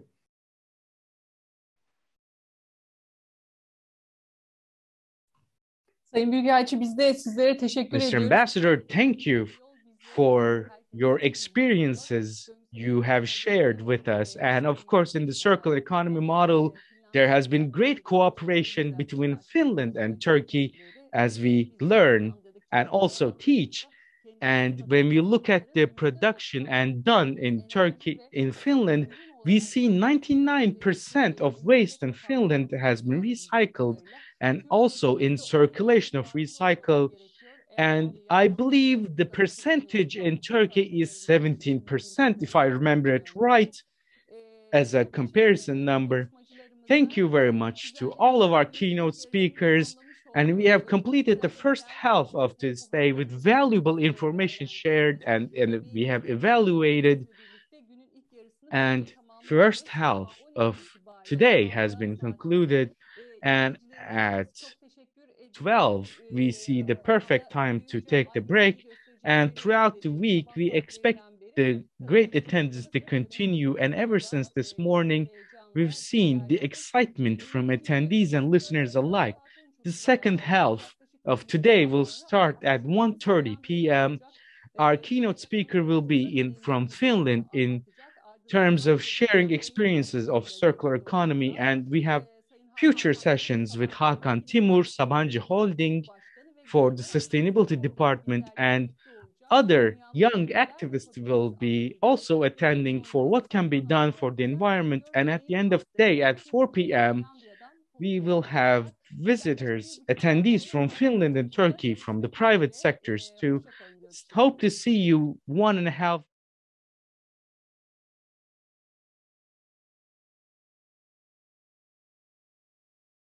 İkinci Türkiye Döngüsel Ekonomi Haftası. Second Turkish Circular Economy Week continues, and welcome. We had started in 10 a.m. and after the panels, we discussed the week's vision, and later our main keynote speaker will be providing beautiful examples from Finland, and the content has been provided through the following. I wish to touch upon the Hedefler için Türk Dünyası D-Cube and SKD Turkey has been collaborating with us. Embassy of Finland and Business Finland is also among our partners for 5 days until Friday evening. The Turkey Circular Economy Week will continue with 20 panels and over 100 attendees, both nationally and internationally. And our main keynote speaker now is from Finland and will be expressing their opinions. And also they will be talking about the Biodiversity Project Department, CITRA. And welcome, Mr. Curry, to the second Turkish Circular Economy Week. Thank you very much. It's a pleasure to be here, and then hopefully you can see also my slides as well. I was Evet, gözüküyor. In fact visiting Istanbul and Turkey 2017. It was a pleasure to visit your country, and there was a very interesting circular economy seminar and discussions, and I really enjoyed that. It's great to be back, although virtually this time. So I will be talking about the experiences from Finland, let's say from 7-8 years or so. So kind of gathering together for you what kind of lessons learned we can give from the Finnish point of view. If I go to the next slide, just briefly about CITRA, because I think most of you don't know us that well. So CITRA is Think, Do, Connect tank under the Finnish Parliament, and we were established in 1967. It was a gift from Finnish Parliament to 50-year-old Finland at the time. And the mandate is still the same. It's the future-oriented organization, making sure that Finland is successful also tomorrow. We are in fact working with different fields at the moment, from democracy type of discussions to data economy and then sustainability solutions as well. And we are funded by returns of our endowment capital. Our market capital, depending of course of the year, is around 1 billion euro. And we use only the returns of that endowment capital for activities. So it is a very sustainable model also in that way. And we work with, of course, always with partners. We never work alone. And certainly we have different roles depending of the situation and the topic, but we are also financing different projects, but we also work with different organizations to make strategies, etc. From the sustainability point of view, this is very much in the core of our work at the moment. So we are kind of making connections between climate crisis, biodiversity loss, and depletion of natural resources. And circular economy is definitely one of the tools to make a more sustainable world, also not only in Finland, but internationally. And that's why, for example, our work since last 8 years has been very much focusing on circular economy. We started by making the globally first national roadmap for Finland in 2015-16 timeframe. But of course, these kind of strategies are important, but then again, you have to have a very innovative and strong business sector to really push towards circular economy. And for those reasons, we have worked with different federations and industries in Finland as well. And thirdly, Finland is only 5.5 million people, so we have to be connected internationally. And for those reasons, we created the World Circular Economy Forum concept 2017 to make sure that we are kind of in international debates as well. I will first give you a bit of flavor of the current situation from the business sector point of view, from the citizen point of view, and then the policy field as well. So you get an understanding of these different important areas and how circular economy is integrated in those areas. If you look at first the business sector, we have in the last 4 or 5 years, we have given a kind of a list of most interesting companies in circular economy in Finland. And this is a list that is available in English also online. And there is like from the August edition, the most interesting batch of companies, around 40 companies, which gives you an idea what kind of companies are actually innovating in circular economy. And the coming notions are very much aligned from the experiences we have from the list itself. But let's move a bit forward and what is the kind of current situation in circular economy in Finland? And I would say that also in Europe as well, at least.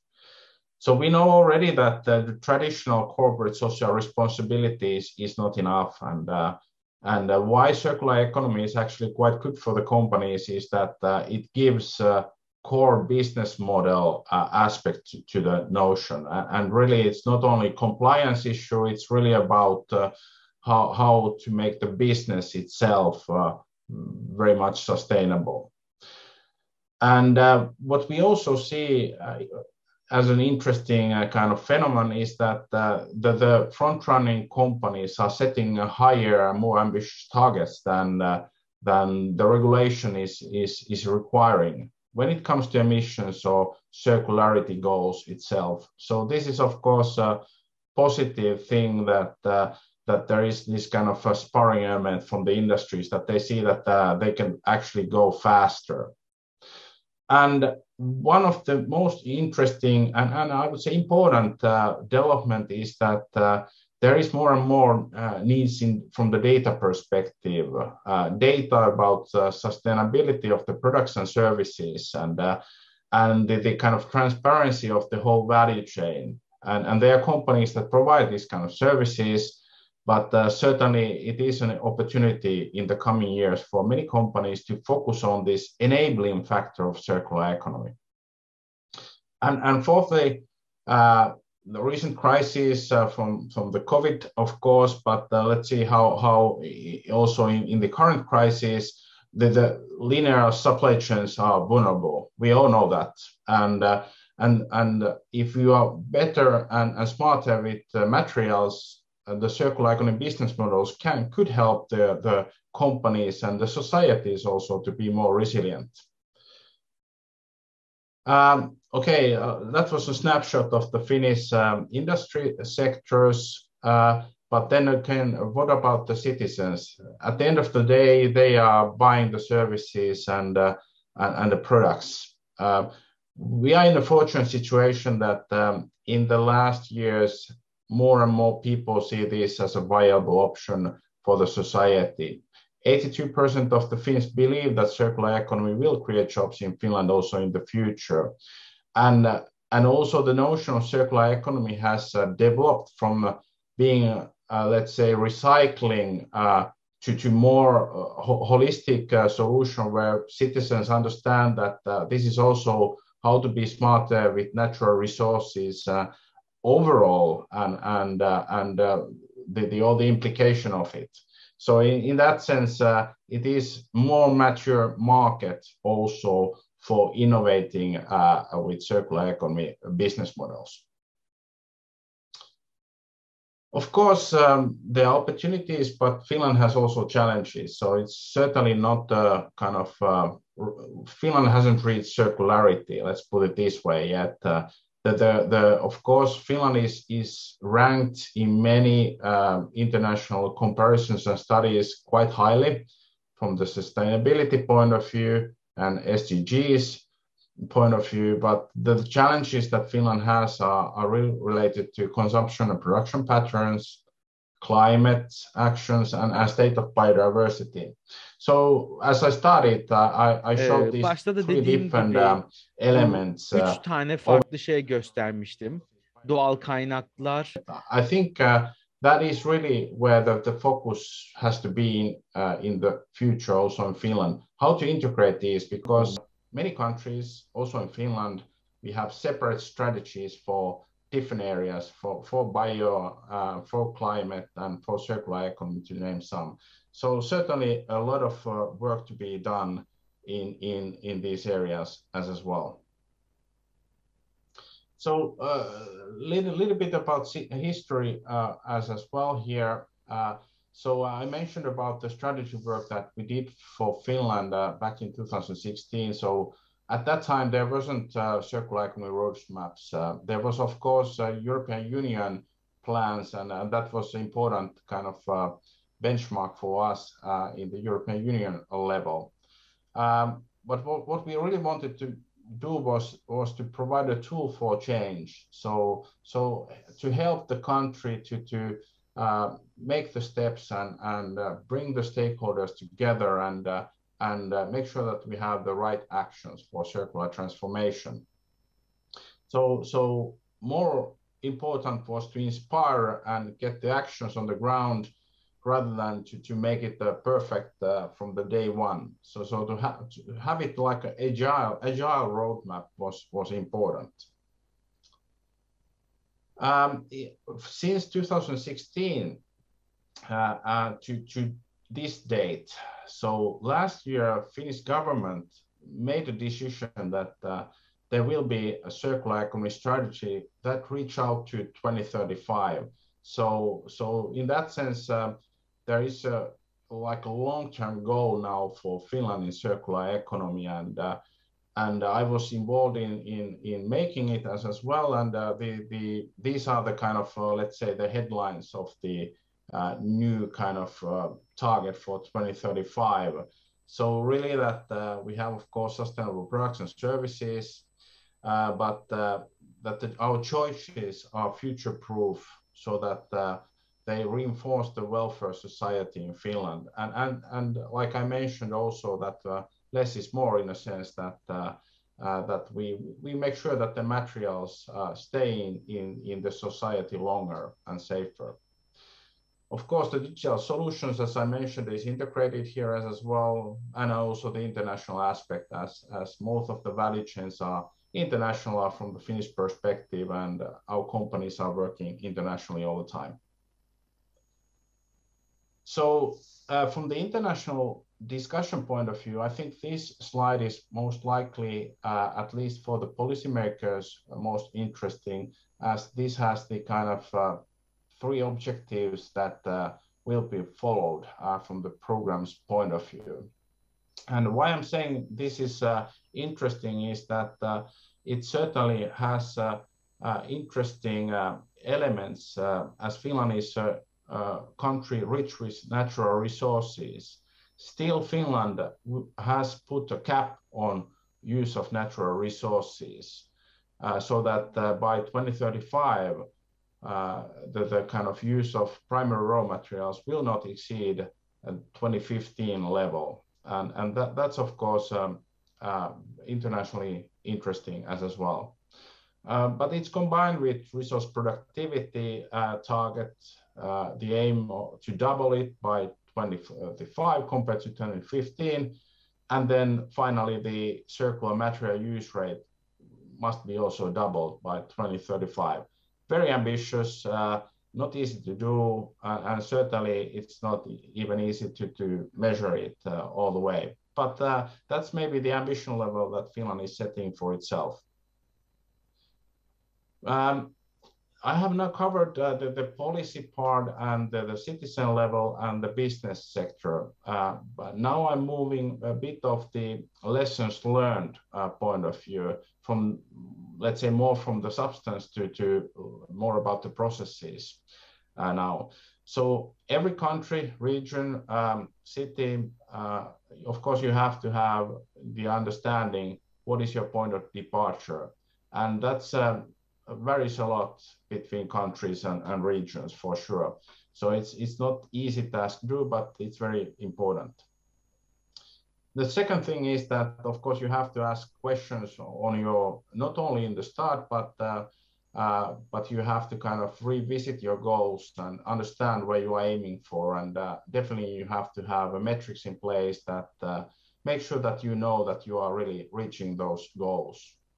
I think one of the most difficult questions is how do you really make the transition to a circular economy? I think there we all, regardless of the country, still in the learning process, as still waste is generated a lot. We have plastic waste, huge challenges in different countries or globally, and so the kind of basic processes are still to be reached in many countries.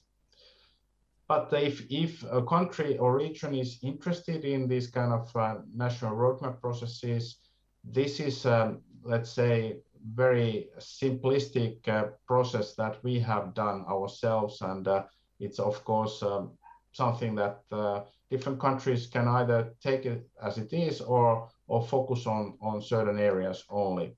But certainly I would highlight that stakeholder engagement and participation is really important in order to make sure that the circular economy goals and metrics set are shared by the country and seen as a viable goals.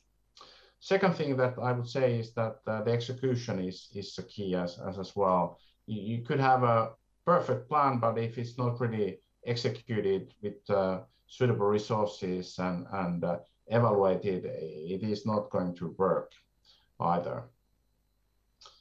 From the Finnish side, still one example.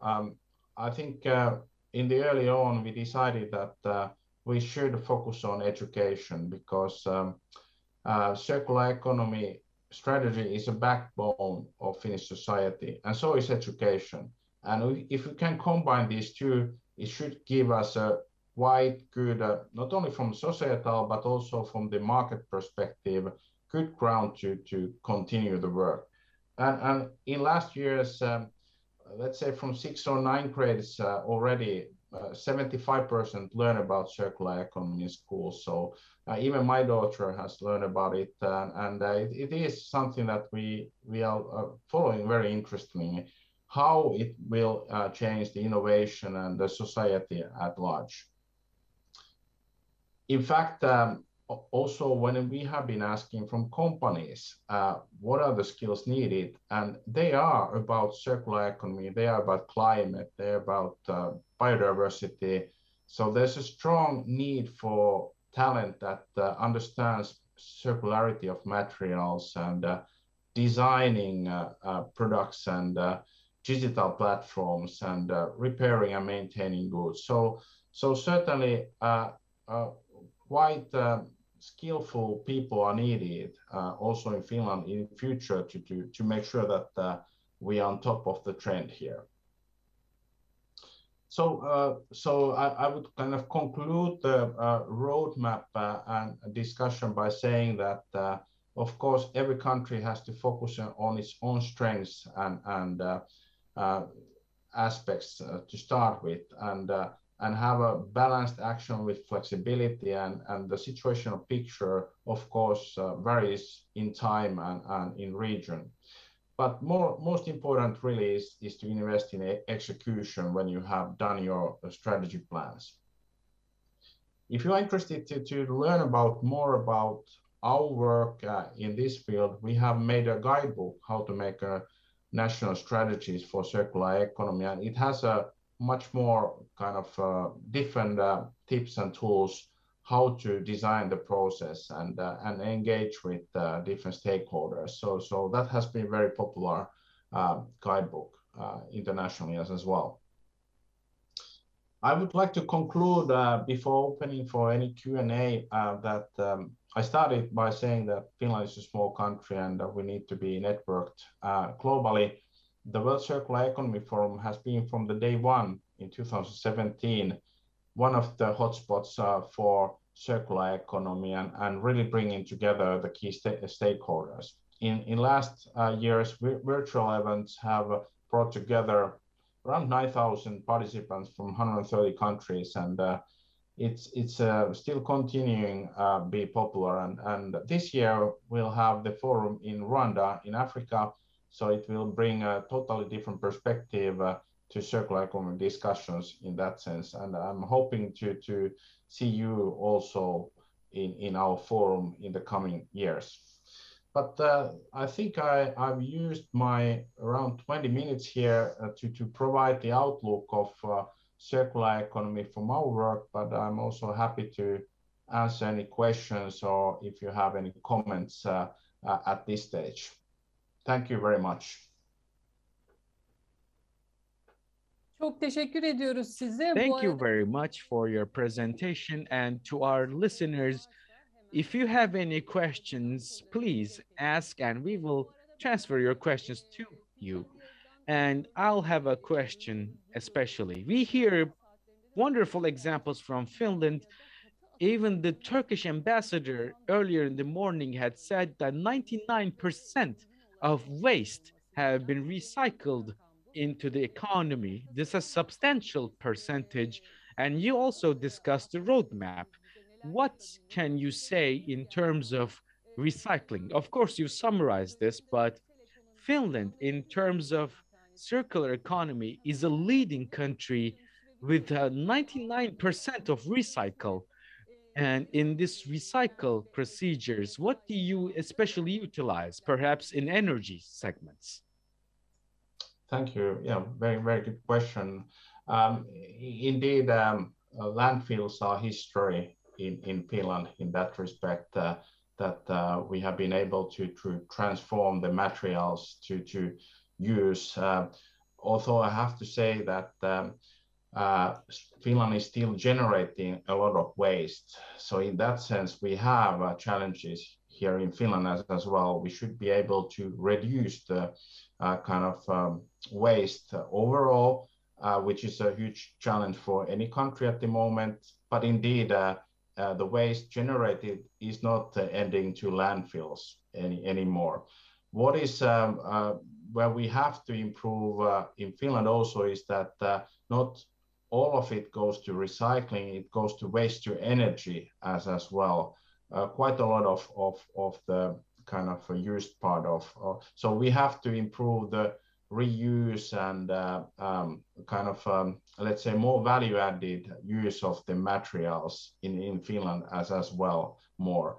And that's where it comes to the innovation that can we, for example, change the, let's say, I give an example of textile waste, for example. Can we, with new technologies, to make sure that we could actually turn it to yarn again and really have it like new material back to the textile processes, for example. There is interest in industry examples in Finland that is innovating with textile sector.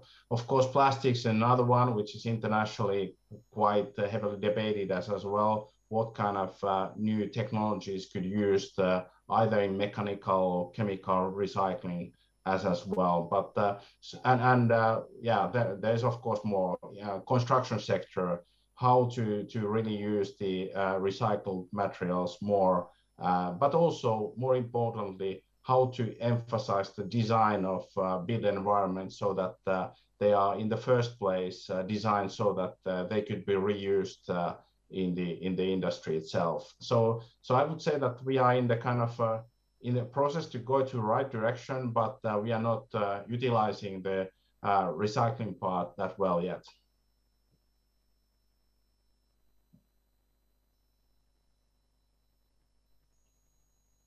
Çok teşekkür ediyoruz. Thank you very much. And you touched upon textile, and there's a rapid revolution happening in textile, and Turkey is also undergoing such change, trying to keep up. I'm sure you're aware when it comes to companies changing, and the fashion sector is rapidly trying to adapt into the change in textile, in cosmetics, and in other related sectors.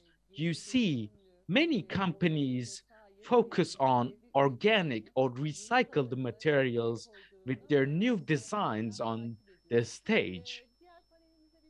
And we will move on to our next panel in 5 minutes. So I wish to ask another question.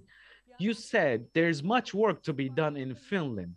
And from our perspective, you say 99% recycle rate, which is amazing.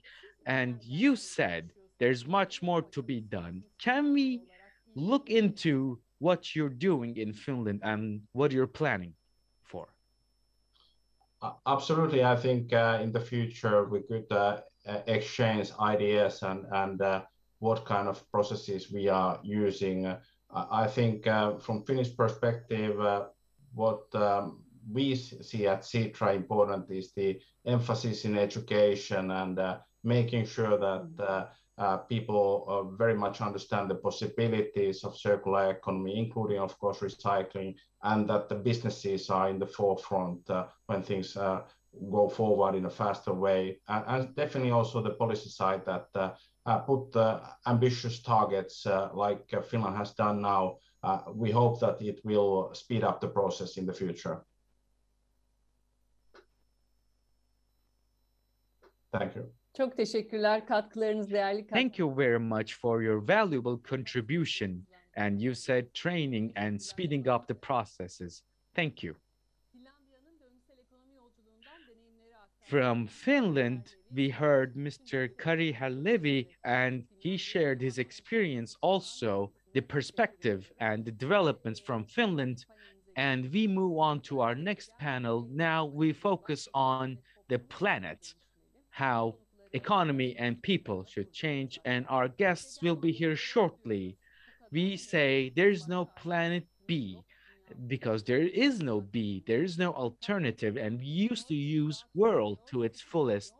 We are running out of food and water, and the population is increasing. So the change, conversion has to happen. Recording in progress. I hope you can hear me. So this conversion has to happen for the green. And for the panel, there's no planet B. I have guests.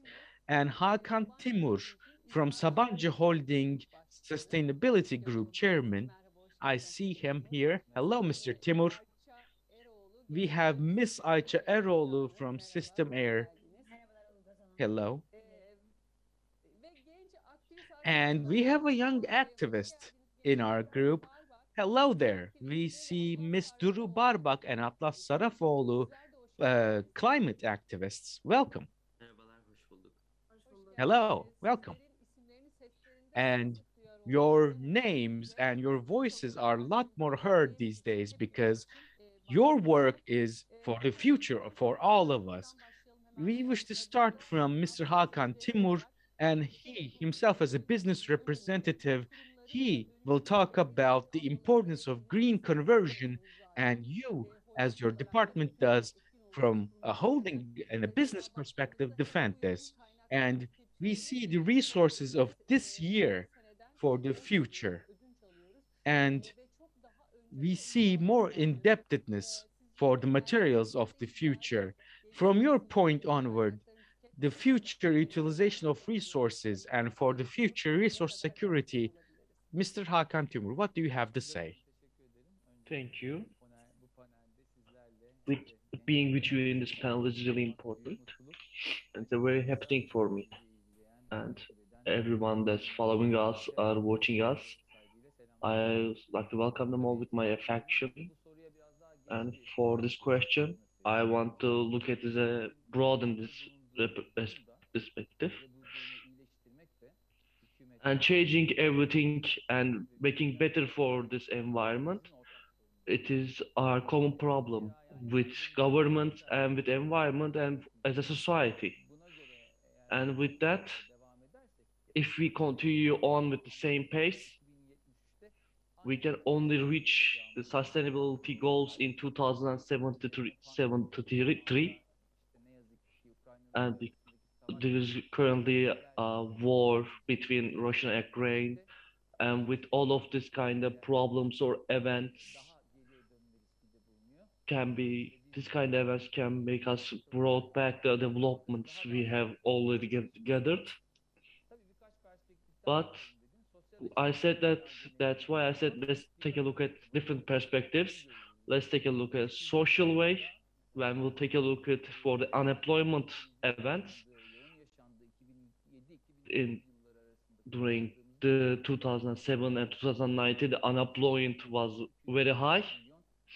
There was a 2,205 million loss of job has been happened, and that was a really problem for the world. And of course, there was a things that women's and for the little girls, they have to be more educated, then they have to enter the workforce more.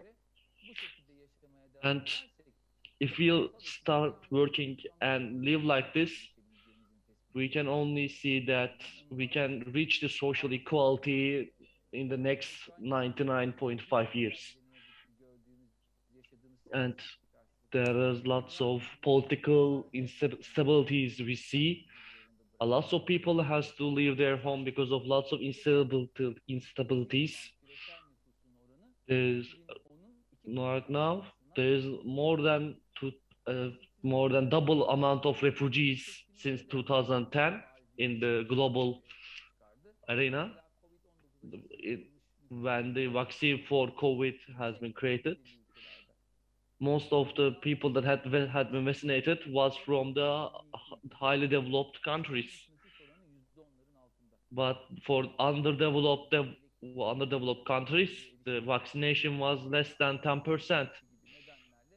And with the purchase and with rise of exchange rates, there was lots of problems because of the pandemic.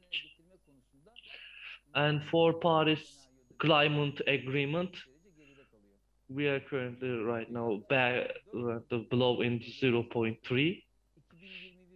In 2021, we had the most rising temperatures in 2021.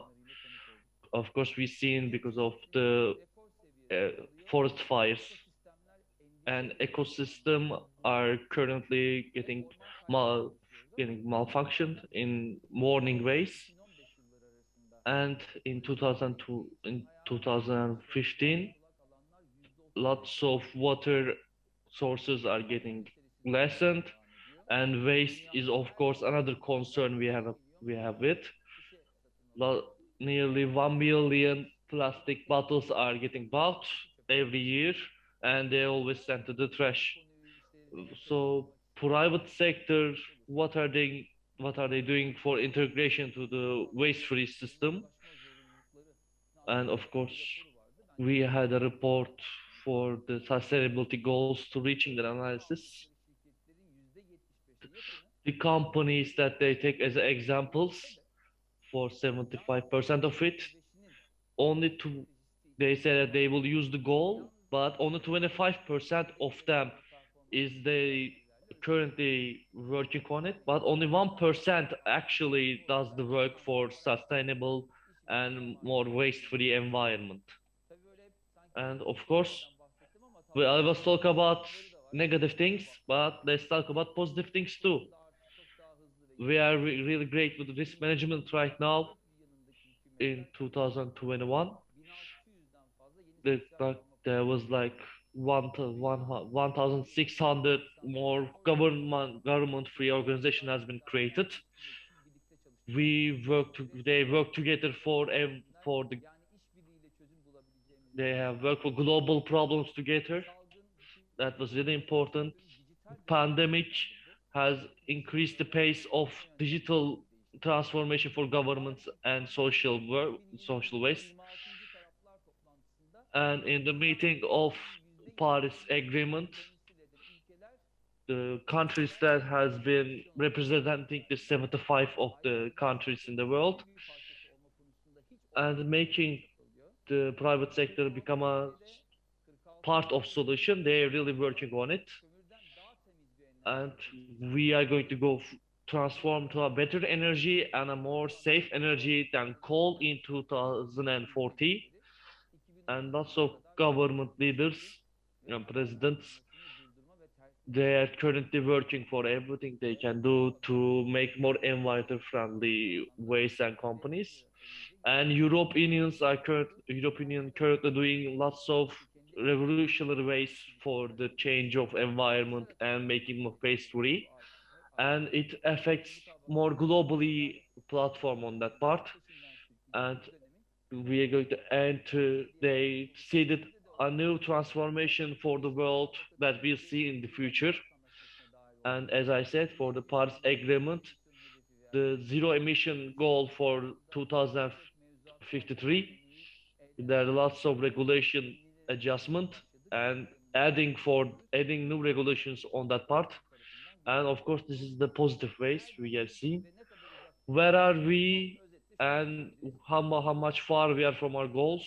We can see that we have to take our notes and take our lesson from it, and our contributions and efforts are going to increase, but currently it's not enough. We have to be more fast. And with the high inflation, energy crisis, and geopolitical crises like that, we have to go for the green economy more. And second one is that with the green development, we need the social integrity. Without all of this, we can't be successful with the green agenda. I am going to ask this. Thank you for your information. You really give a great summary. For sustainability development, the companies should integrate themselves with their main policies. For big companies or holdings, they should be more adaptable to that kind of changes. And you are one of the pioneers on that part. And you have a great scale on this part. But as you're holding, for your holding, what are you doing for sustainability? Can you tell us about that framework so that our participants can understand better? Thank you for your beautiful words. Just as I said about the research, the strategical strategical priorities that companies have, it is this sustainability development and green economy is a new thing that current integration to. And as our company, and with the 2020, we set in our goal that for a sustainable life, we shall join the world with Turkey, with the being a pioneer. And one of our two things was that first to make more sustainable works in our own geopolitical ways, and we create a roadmap for that, and we take actions, and we had three focus points. One, for climate emergency plans. For 2050, Turkey becoming zero emission. As I said, our company become the first on that part. And of course, zero waste and zero emission is our more part for focus point. And second point is that to be more eco-friendly, as I said, in the start of the last year, we are currently on a way of making more better work areas and to be leaving no one behind. And the activities we are currently working on these points and topics, it's really important. And creating a global and international best sustainability policies is one of our goals. And as for our third focus point, creating more sustainable work areas. And for our portfolio of product and service, we want to integrate this to sustainability policies. Let me give some new examples, or I don't want to take time from the other participants, but I can tell it after that. We will turn back to do Hakan Timur. Esteemed Ayşe Eroğlu from YSK, thank you for coming. For climate crisis, for economical and activities, what can you say about that? what are doing this on that part. And as Mr. Hakan said great things about, but I can contribute like this. For job life, we can say the economical adjustments are really important. And more currently is the scale economy is on the reason. How much can we create? With that lots of things will change. This kind of subjects were on the part for the global economies. There has been lots of contributions with the increase of creation and manufacturing is really important. And our young friends are going to explain it a little later. The climate actions should be taken more seriously because we have to understand in this world we are living in, planet we are living in, lots of things are currently removing and being lost. But of course, whatever damage we can repair is really important, and creating a responsible consumer is really important. And these two companies as two SSKs, we create the P4G platform, and in that place 17 different purpose we had some actions, and with that we have the United Nations Turkey with us, and they said that they will support this kind of development ideas, and we have to create a parallel between the digital transformation and for the zero emission and more global environment, more green things, we have to integrate them. Mr. Hakan said the lots of global companies, they give lots of promises for 2050, but they have to be more checked up on and followed up on with lots of digital transformation. They have to look at the active capitals. They have to ask for their own investors. We have to make these companies responsible. The authorities should follow up on these promises, and they have to report it too. As you all know, the zero carbon is really important, and it will be entered to the force for Europeans. But for a lot of industrial branches, it will affect this kind of for zero carbons. But for Turkey, with 90% Swiss capital and with 10% Turkish capital, we shall work on it, and we are a company like that. But for them, we innovated ourselves, and we had lots of researches and works on that part, and with lots of devices we work on. For the water footprint and for carbon footprint, the investors we show them, we declare that we put lots of care on the products and making them zero carbon and zero water footprint.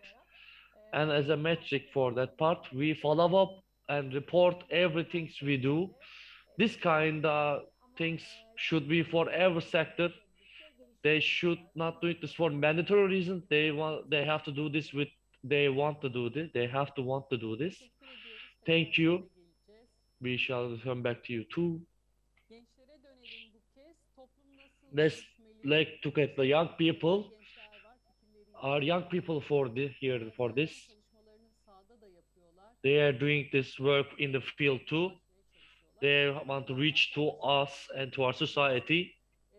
She's a climate activist. When you do reason the planet was not have that, can you talk about us and introduce yourself? You are in high school, I guess. Did you graduate? You can give more be an example. I am Durul Barbak. I'm 18. I am in the sophomore year of high school.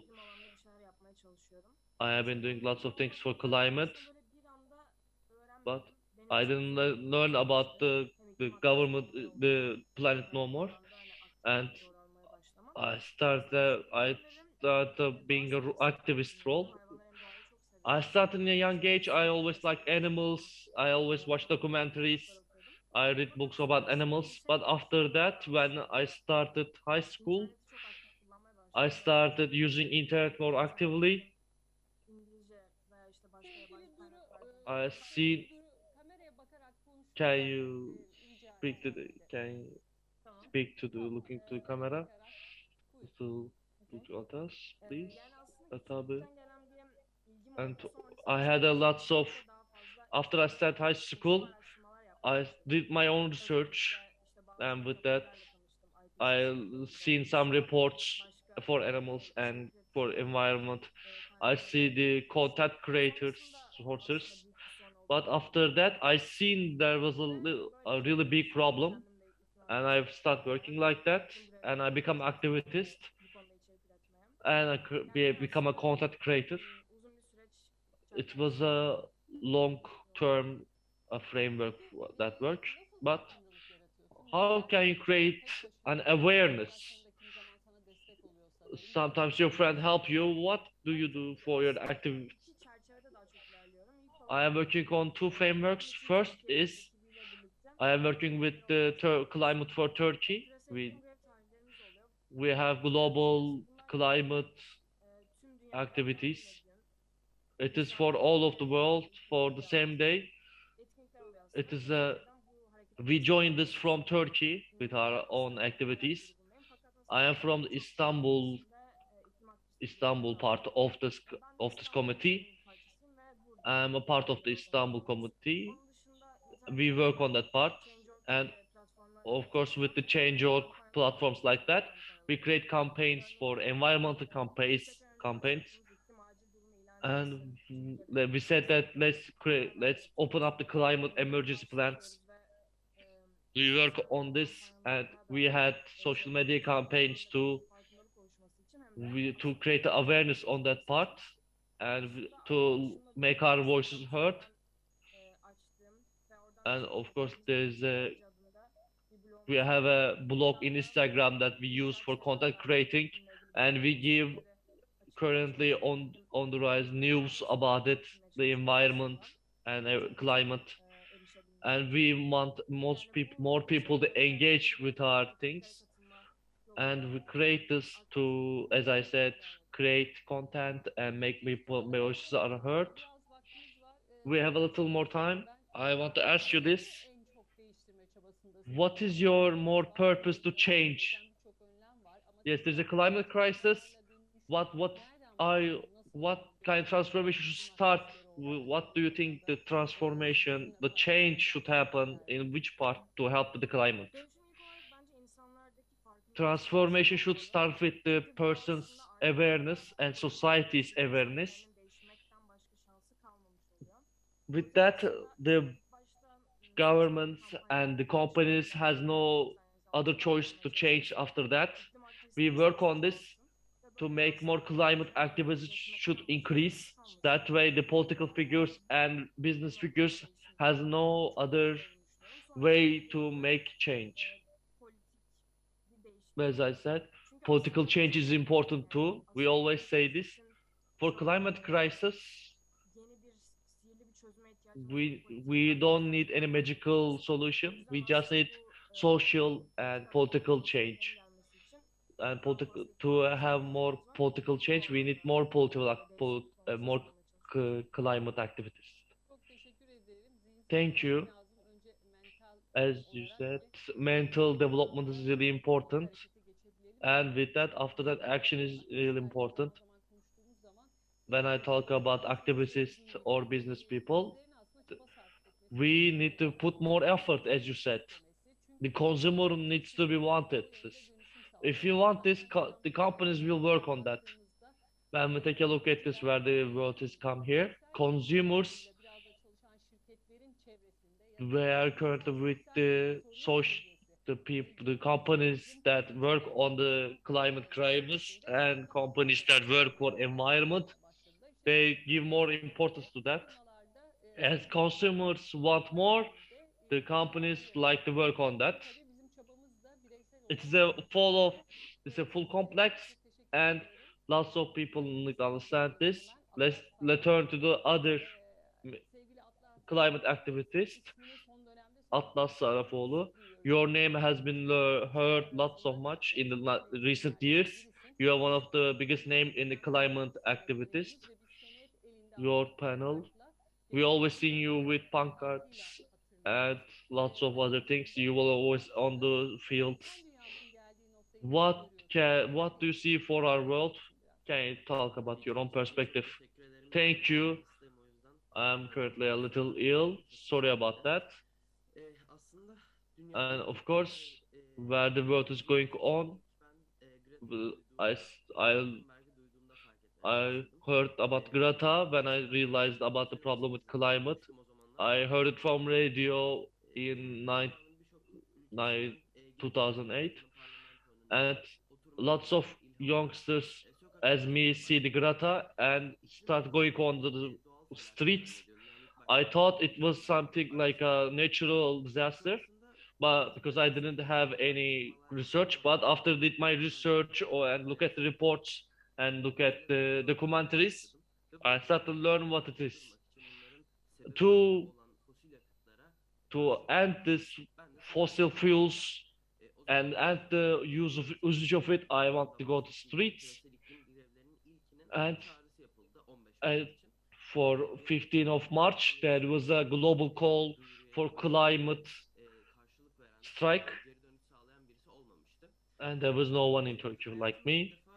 And for the first of my, as I thought and become a decision that I will do the strike, and lots of young people like me said that they want to join to me too, and I was really happy to have them with me. And we had that strike with 1,700 people.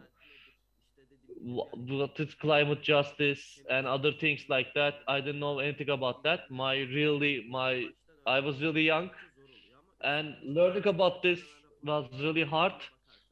But if you look at the last 3 years reports and every other news we have seen, it is really a apocalyptic scenario. There was lots of problem. Amazon forests are currently on a way to become another desert of Sahara, and animals are try to migrate to other continents or other areas that they can live, or they just die. The forest fires and the floods in Black Sea has been happening because of the climate crisis, and currently in Mediterranean part, the climate crisis has the most effect. But climate crisis effects shall affect every one of us in every part of the Turkey and every part of the world. We can see the climate crisis effects everywhere. People think that climate crisis think that we will have more time and it will happen in the future, but it is really wrong. For scientific perspective, the reason for this crisis is mostly petrol or coal or fossil fuels, as we say. And we always buy things without thinking about anything. And that's why we consume our natural resources as something like it is infinite, but it is finite and it will have a problem. And there are lots of plastics in the Mount Everest and also Mariana. Lots of countries do import for trash or waste. We import trash from other countries, so we burn it or send it to the ocean. That's create lots of problem, and this waste doesn't contribute to the circular economy. But when we'll take a look at the problems, we can say climate injustice. This is the injustice. It is a climate change as a scientific part. This is there is also a social and society part of it too. The poor countries create less fossil emissions or carbons, but they are mostly affected by it, and their level of poorness increases more. 50% is more, there is not more than injustice of 50%, and our natural resources, our people didn't get any had problem with because of the big countries or rich countries. Lots of the injustice of this climate or injustice of this world would have been left alone and shouldn't happen. We are in the same storm, but we are not in the same ship. If there is no work for climate, there is no escape from climate crisis. As our young climate activists, we think that we will change this. They have to work to change the climate crisis. We need to add more energy. And of course, we can interact to ourselves everything. This, as I said, for this climate, we have to work on it, or we can go to the apocalyptic ways. The decision is going to change our future. I have a hope, even if we are in a really bad situation. Thank you for the information you have given. There's even for every part of the world there is plastic, as you said. When we come to 2050, if we continue on like this, the plastic in the world will become more than the sea living animals. To change it, of course, as you said. And thank you. There have been questions from our own viewers, and I will give it to you. Thank you, Mr. For lots of employment and everything else, and with what kind of new employment can create. I have to add another question.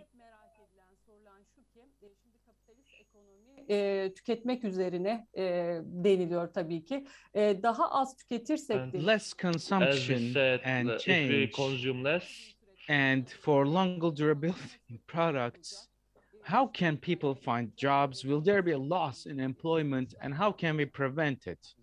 Is the question. It's a nice question, and I'll keep this in mind when I'm giving my answer. Of course, net zero emission economy transference based on employment is a huge deal. Eco-innovation change, this conversion, will redefine old definitions, eliminate some employment, and that was one of the hidden points in the question.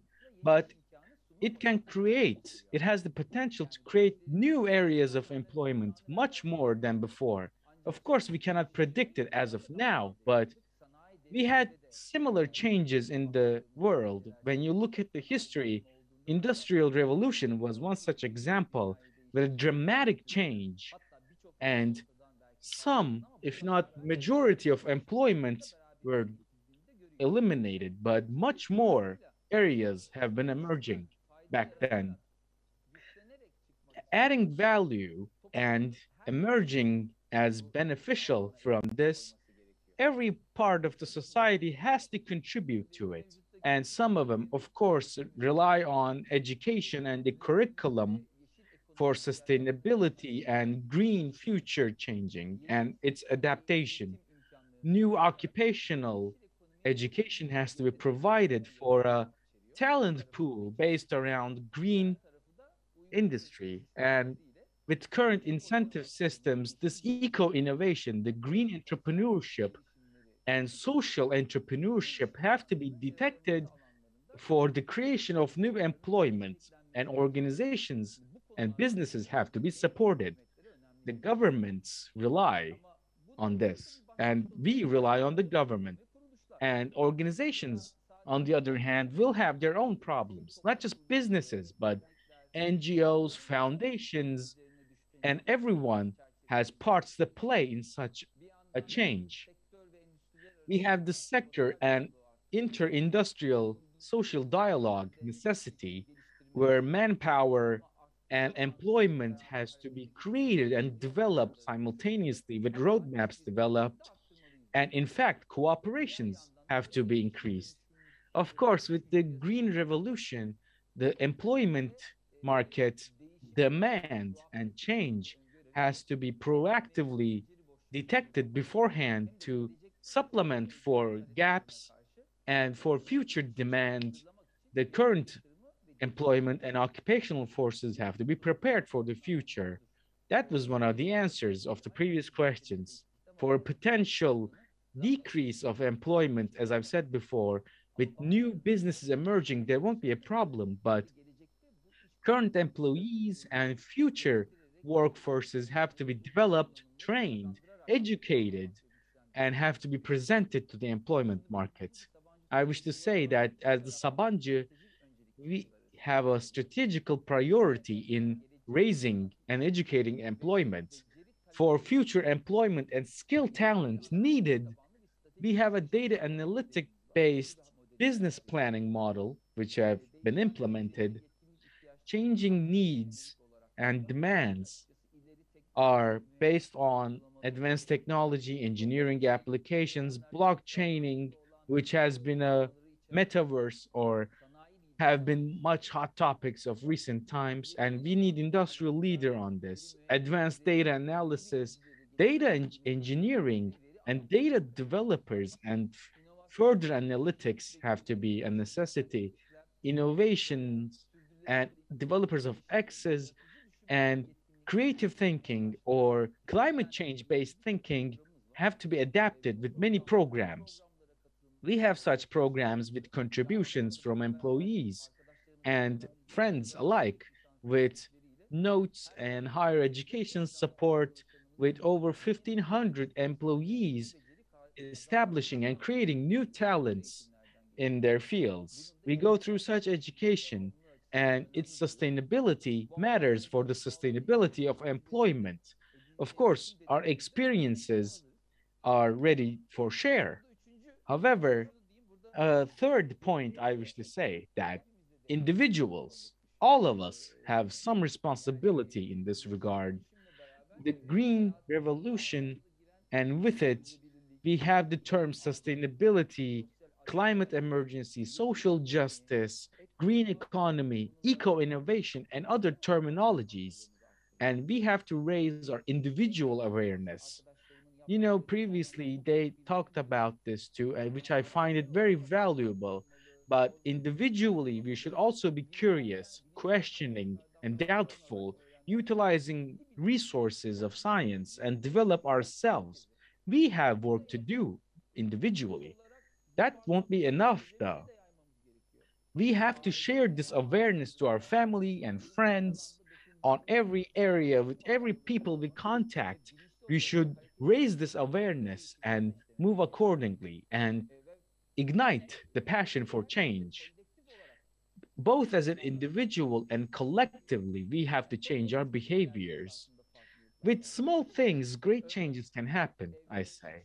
For example, with the home, by setting the temperature to 21 degrees, choosing hybrid or electrical vehicles, recycling or splitting our waste for recycle, utilizing less plastic. We have to change our habits because we individually, we do this and change and cause change in others. And with it, sustainability awareness will become a strength.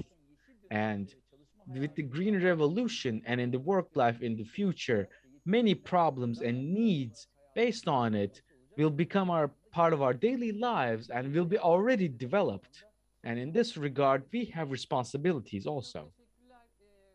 Thank you very much for your answer. You already answered multiple questions with the same burst, and some questions in regards to entrepreneurs and advices.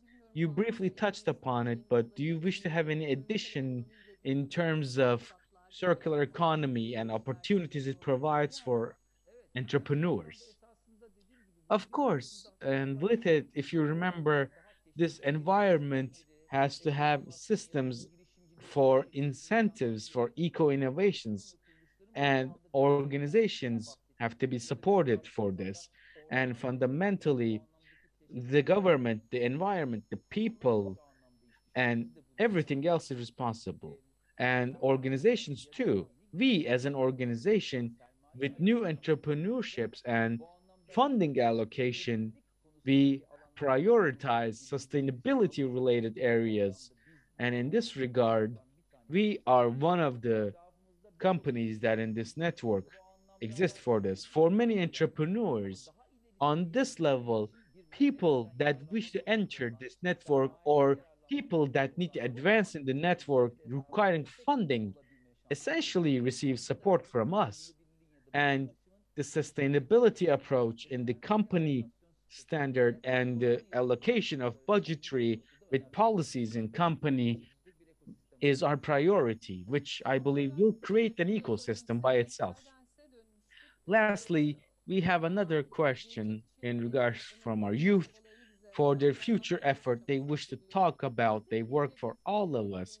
Would you have any promises for the future of youth? You summarized it, of course, but do you wish to have a final, let's say, promise? Without further ado, I can say this promise. Everything around you, of course, I'm glad to be here with you, but in this regard, in regards to the climate, especially our youth, spend time and effort, and we should listen to them and give opportunities.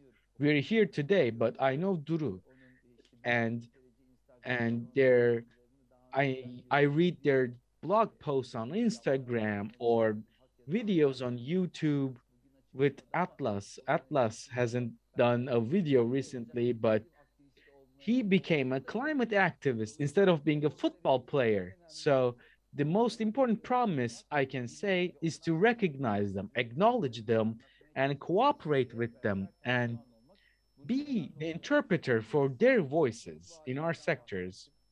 I also touched upon public promises for sustainable life, for uniting Turkey with the world with mutual goals. We'll continue to work in this regard, but I skipped over something. And I skipped over examples. I wish to give the examples now, if you can allow me. Uh, what one important thing in our group, as I mentioned before, is the allocation of budget and how to determine strategies. And today, for sustainability, this is one of the most important things. And the next generation growth with e-mobilities, new energy tools, renewable energy, sustainable chemical and sustainable finance and other topics is some of our most important topics. In shortest time possible, our energy sector has established a green hydrogen center for energy production in Turkey, and we signed the protocol. This is one of the highest in regards of energy production, of course. And with this, we wish to carry the energy production with carbon catching technologies to raise above 50% in emission cut rate. To adapt, our companies are setting their individual goals. For example, our industrial group, for their goals, have adapted themselves to 1.5-degree scenario approved by the Science Council, and it is one of the first in Turkey. Even before 2030, they promised to cut their emissions by 56%. For efficiency, of course, we invest in technologies.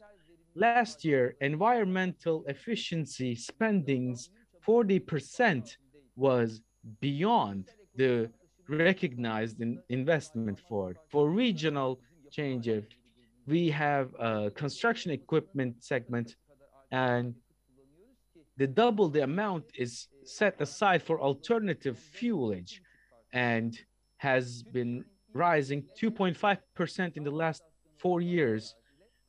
With e-charge stations, our network in Turkey has been growing. The electrification of public transport with technologies developed for electronic buses and the electrification of high roads has been also our programs. Soft material technologies for the safety and savings of energy for our customer. For example, our Forza company with carbon fiber textiles are the storage material used for the batteries of the electronic cars. And now to convert our business models by 2025, sustainability service R&D works, total R&D spending percentage has risen to 70%. And as Sabancı, our management group's 37% is of women, Bloomberg Gender Equality Index futures our holding as the single Turkish holding. And we are determined to raise this even higher. In the future, in such areas, we wish to build a brighter future for our youth. I can give this promise, but the road ahead is long. Thank you very much. I had a brief problem in opening my mic. Thank you for your contributions, and with it, we answered many questions.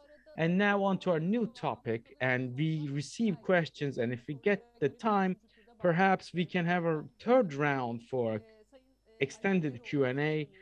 Ayça Eroğlu from System Air. We talked about technology and conversion of technology, and someone had asked about the employment rate with technology providing new opportunities, but on the minimal level, can the human factor be remained or eliminated?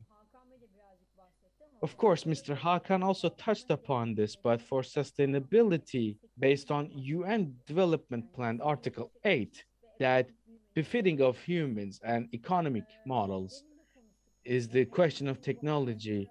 And based on the research data, by 2050, 7.6 million employments will be removed and 1.8 million will be created and 8.9 have to adapt. Of course, in these, we have to be as fair as possible with foundations, organizations, NGOs, and companies alike. We have to have a correct regulations preceding us. And EU Council state members for counseling, they had a fix for 55 for package, and for these commissions, they have given statements. Companies' 3 steps essentially have been listed, and we summarize this and adapt ourselves accordingly. And in 29 countries, there are companies, factories, and one of them is in Turkey. And in these factories, we apply these steps and conduct them. One of them is smart automation. The second is the smart automation data and giving it purpose. And third is to have them adapt to dynamic human work environment. Of course, this is People 5.0, and its goals are set within it. In the system, as the Turkish team, we have an R&D team, and this team has been working on this for 15 months. And with all the procedures and people's removal from not valued occupations and transferring to value-added occupation is our purpose. With what purpose it can be given, what reasons can be established. The conventional economic model, as you've said, the conventional economic scale economy is starting to collapse slowly. And in terms of human resources, the operation with unqualified employment, let them work for the rest of their lives with the same work as a philosophy is ending. And here we see value-added people with policies following, especially human resources, evolve into this with employment dedication or satisfaction as topics. Giving meaning to data and giving them ability to decide, and their correctiveness has to be focused on. People throughout time have been based on their work, but now they have to be based on skill or talent, as we believe the future will shape as. Also, an entrepreneurship effort, which I'm included in with our Swedish companies' extra involvement and the R&B company I wish to talk about too. In here, there's a new circular economy movement happening. And in terms of professionalism and in terms of entrepreneurship, the questions have been asked in regards to benefits of it. Within our system, the economy, the circular economy, within the EU development plan, the circular economy deposit return systems have been introduced. And when you look at those, we see the Scandinavian countries and later on Central Europe and Central Europe systems extend on it, where we daily consume plastic, glass, or aluminum, and they're gathering and recycle center transfer, and for it, producers get raw materials for it in this planned system. And Turkey has established an environment agency under the Ministry of Environment, and this ministry has been working, and by 2022, in terms of waste return deposit system, and with it, the system has been officially started. And our production, and based on the R&D we made, we provide machinery, and with the blockchain technology, all consumers raw materials and the return of materials sent to the facilities are done in a healthier manner, and converting them into raw materials again. In Turkey, this is really new.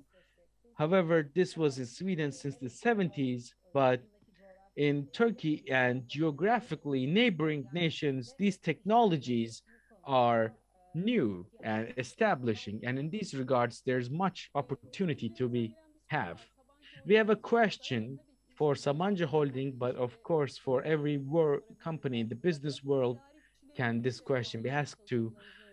How do you work in terms of suppliers in your company? Sure, you apply these, but how do you contact your suppliers and how do you exchange with them?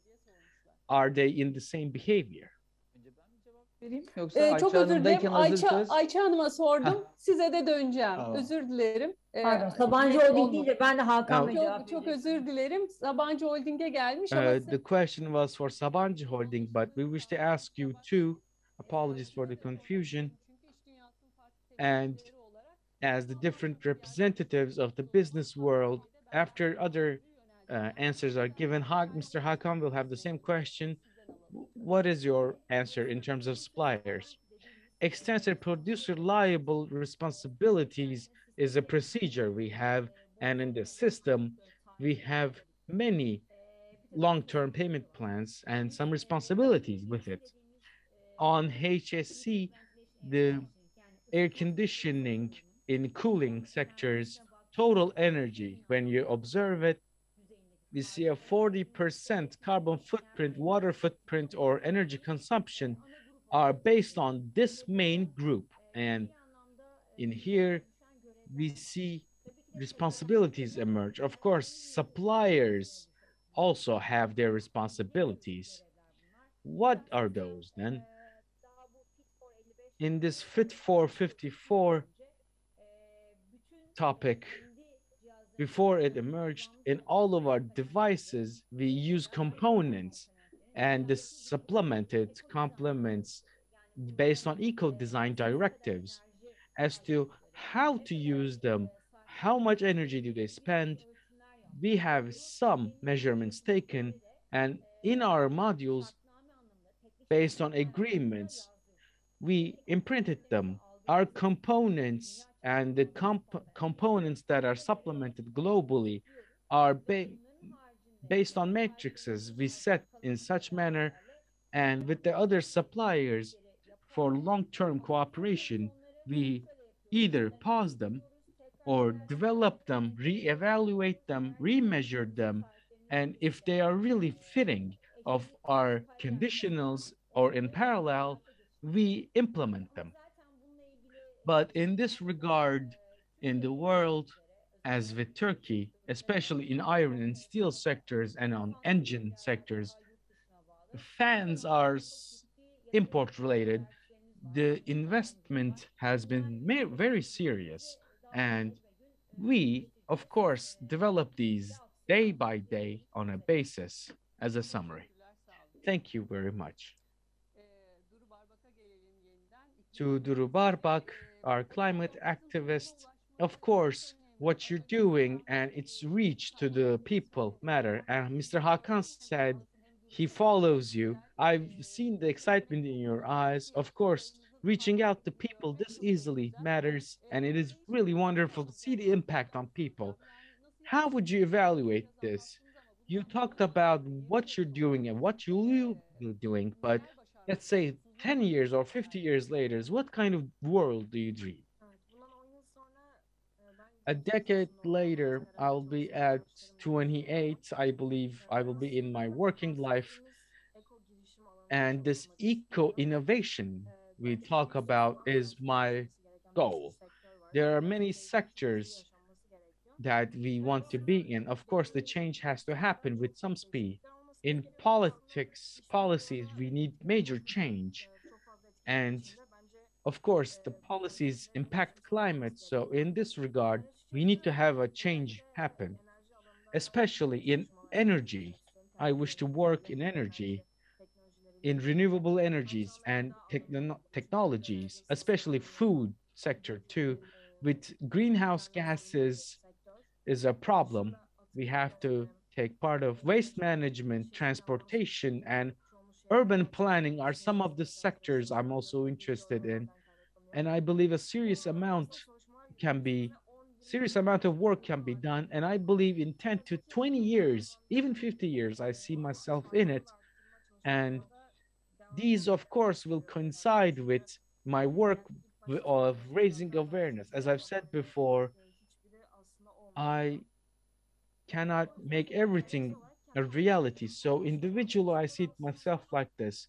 In the next decade, in 2032, and in generally, we talk about 2030 as the point of no return for climate. So in the decade, many things have to be settled in. One example I can give would be the Paris Climate Agreement. Such agreements are signed, complications are resolved, negotiations are held, companies give promises for sustainability, they provide reports, but at the end, no year we see a decrease in global carbon emissions. The technology, of course, has been impacted by the coronavirus, and as with corona, another exceptional situation may arise, but nothing else should be a hindrance for the promises given. But we see the promises are not kept. The decade's biggest change would be to see the decrease of the emissions. And aside from it, we have no other opportunities.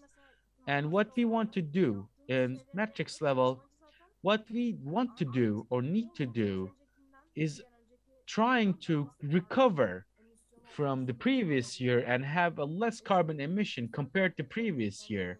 Because again, as we've said, there are policies given by politicians which are useless. So in 10 to 20 years, if this continues, we will be at the point of no return. So the global cooperation might be late, and these dates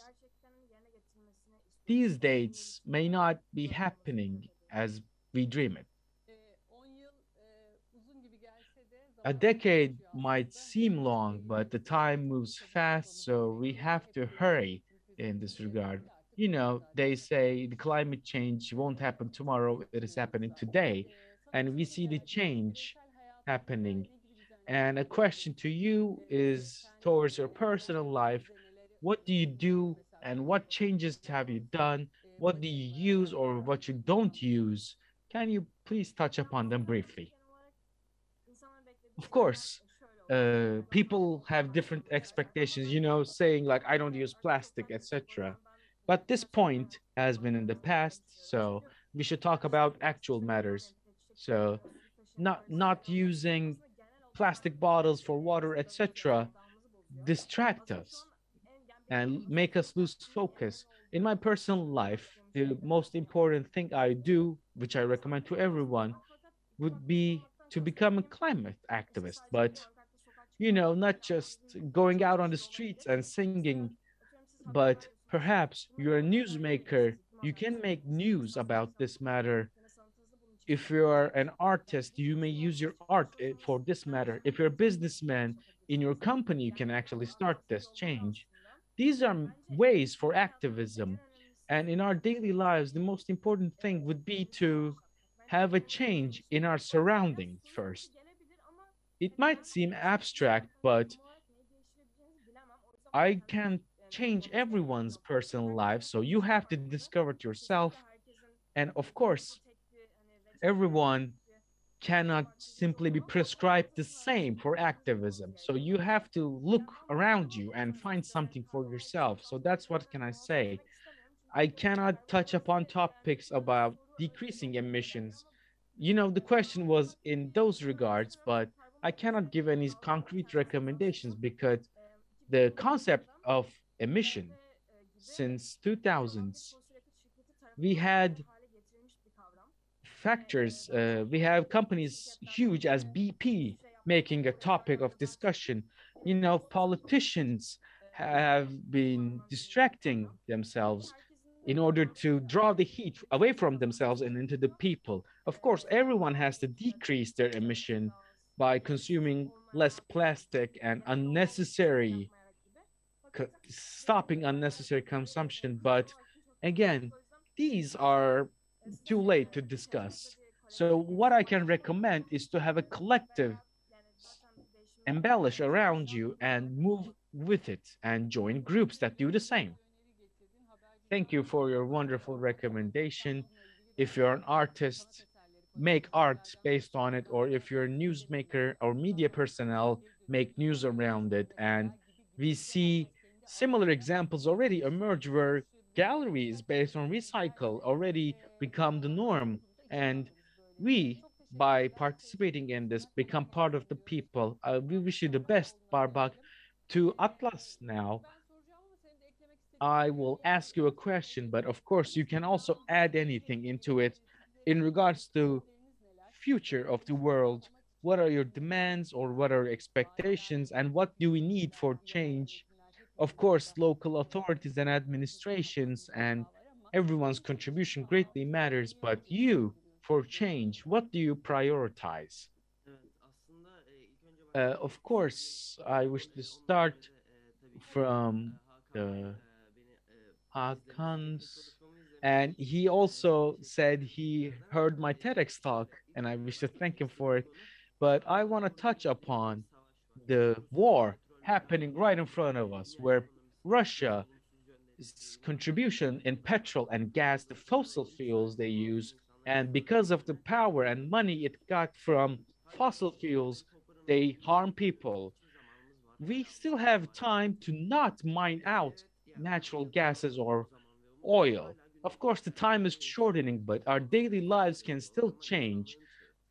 But it's the age of humanity we're talking about. Some even say the Pyrocell age. Both are correct because people are running the world, and some are dragged into extermination by the means of others. In 2015, 195 countries got together and signed the Paris Climate Agreement, and we, I believe, agreed on it 6 months ago. Paris Agreement, in terms of climate change, have set the goal for 1.5 degrees of global heat. The latest ICC report, however, by the end of this year, has said that it is 2.7 degrees. Right now, the pre-industrial heat has been risen 1.2 degrees, and we already feel the effect of it. And 2.7 degrees means death for many living creatures. So the South has a debt to receive from the North in terms of both climate and monetary. So one demand for this would be to repay for the losses and the impact. The global south, and due to their shrinkage, they should be compensated for their losses. Perhaps local people's folks have been taken away from them in the past. Perhaps those can be returned. Every year, nations should get together and have goals set on the top summit. Of course, these happen, but at these summits, we always have empty promises. We should prioritize humanities, not profits, as a lifestyle, and decisions should be taken in accordance to that in the summit or in many other political summits. Economic growth shouldn't be our goal. Perhaps we need to shrink, and the climate youth Turkey team, which I'm a part of, last year we started a campaign and said that climate crisis should be added to curriculum. And I believe Ministry of National Education 2 months ago said they would add it to the curriculum. The power of education is true, and Turkey by 2030 should eliminate usage of coal, which is in accordance with the Paris Climate Agreement, which we signed to, and the net zero date for Turkey is predicted as 2053. But however, we haven't decided on the date of zero coal usage. And what we need is to move together and do something together and to organize. And the base movement, I believe, will start for this. We go out on the streets, and we had 10 popular events on streets, and in COP26 and in Lausanne and in other nations in a summer camp, we had events organized for climate change. I believe our voices are loud, but the media does not feature us and don't even call the crisis an actual crisis. However, we wish to emphasize that as climate activists, we wish to emphasize the crisis, and this is a crisis humanity itself faces. So we should study, explain it to surrounding areas. I believe its values. The fossil fuels such as coal or fuel should be utilized less and kept underground, and I believe for the future of the world, this is much necessary. Thank you. As a curiosity, what would be your occupation in the future? What do you want to do? It is obvious that you will be also contributing to the world. My work, of course, my ideas constantly change. And to this year, as we've mentioned, I want to be a football player because my family has some. And back when I was little, I loved playing football. And when I started dealing and talking about these topics, my ideas changed. I'm in 10th grade, and for my future, it is time to seriously take action for this. I was thinking of law, but now I think about the importance of communication. And for the last year on the open radio, I've been hosting a program about climate change. Climate activists and eyes on the global scale and developments on the news are mentioned in this open radio program. And also we have a climate generation. And for 2 years, we have been conducting interviews with climate activists across the world. And now I have 26 of interviews already broadcasted. I honestly want to focus on climate and communication and combine the two, but I want to integrate what I'm doing now for my future and deal with climate with much more rights on my belt. Regardless of my occupation, I want to work for the world still, you say, and I wish to thank you too. In regards to coal, Mr. Atlas had mentioned something, and I wish to give a small addition to that based on experts. Turkey's 2053 net zero emission goal is based on coal's elimination by 2030. Of course, for net zero based on 2053, you need the energy centers for coal shut down by 2030. This is a rapid change to take. And in terms of employment, we have a short time of 8 years to deal with the employment problem. Lastly, my question will be towards Hakan Timur. And you as a Sabancı Group has a question. Do you control suppliers and do you have control over the supply chain, over sustainability, and other business world representatives and listeners are curious about your answer. Thank you. As I've said, in energy and in change, renewable energy is important. And for this, of course, coal has to be eliminated, and there's a necessity for this conversion. And as we're doing these, the supply security has to be kept in check. And as you said, energy conversion, Turkey is increasing in terms of energy need. And having this conversion and meeting the demand for the energy is as important as employment. And it is something that has to be evaluated and calculated thoroughly. Secondly, I also wish to say I'm happy to see them here, and following them has been a joy. Atatürk gifted the republic to our youth for certain reason, a reason such as this, where we can see them work hard and plan for the future, and will also contribute to that in terms of climate change. So I follow them with great joy. So even Atlas said the Greta was a person, Atlas, which is contributing to the environment. With the correct environment, we can see our youth have equals on ground with their European colleagues, if not more. So I wish to be a little chauvinistic for my nation. We have much more capabilities. But Atlas, for example, in your talk, I like the banners you mentioned. A banner you used, I believe, summarizes the economic and social changes of this world of today. I saw it on your Instagram. One of them said, the economy, if you think economy is more important than environment, hold your breath while counting the money.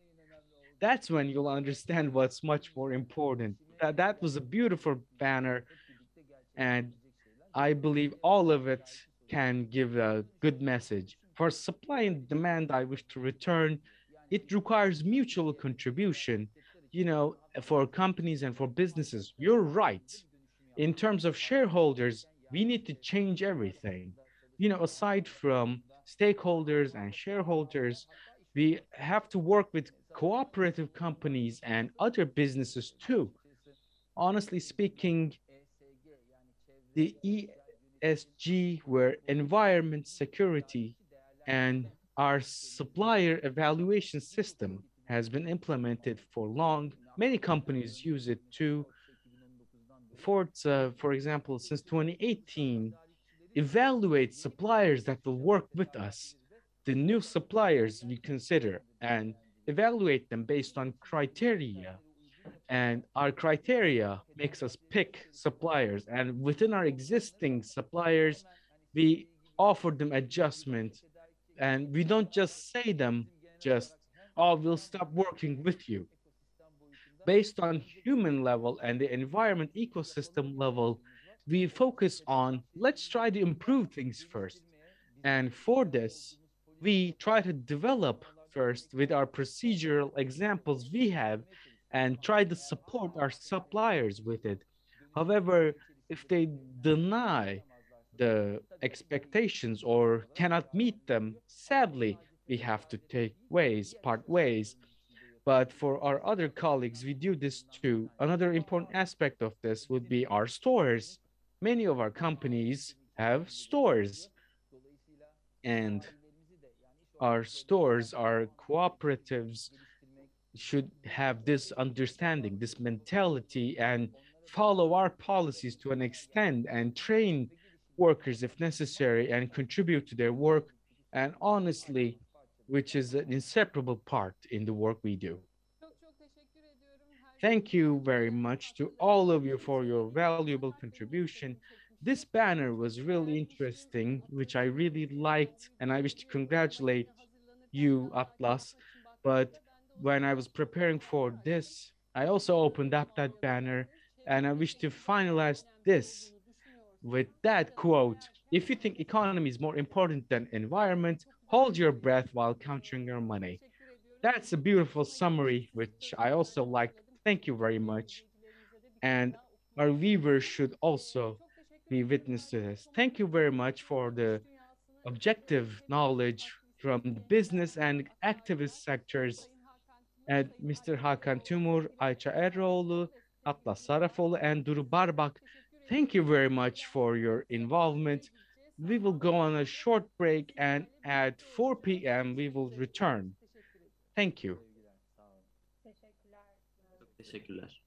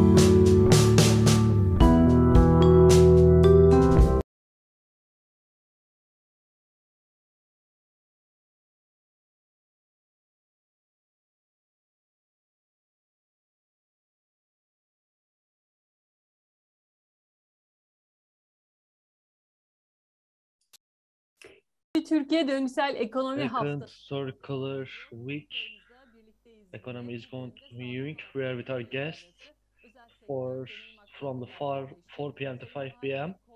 Mrs. Heidi Koljonen, a sustainability expert for sustainable materials developing, is a firm like that. Currently working for a better future for all of us and doing a product on that part. Is one of the most famous brands. They bring sustainable solutions for all of them. And we shall hear from her an inspiration. Please, can you start? Hello, thank you for joining.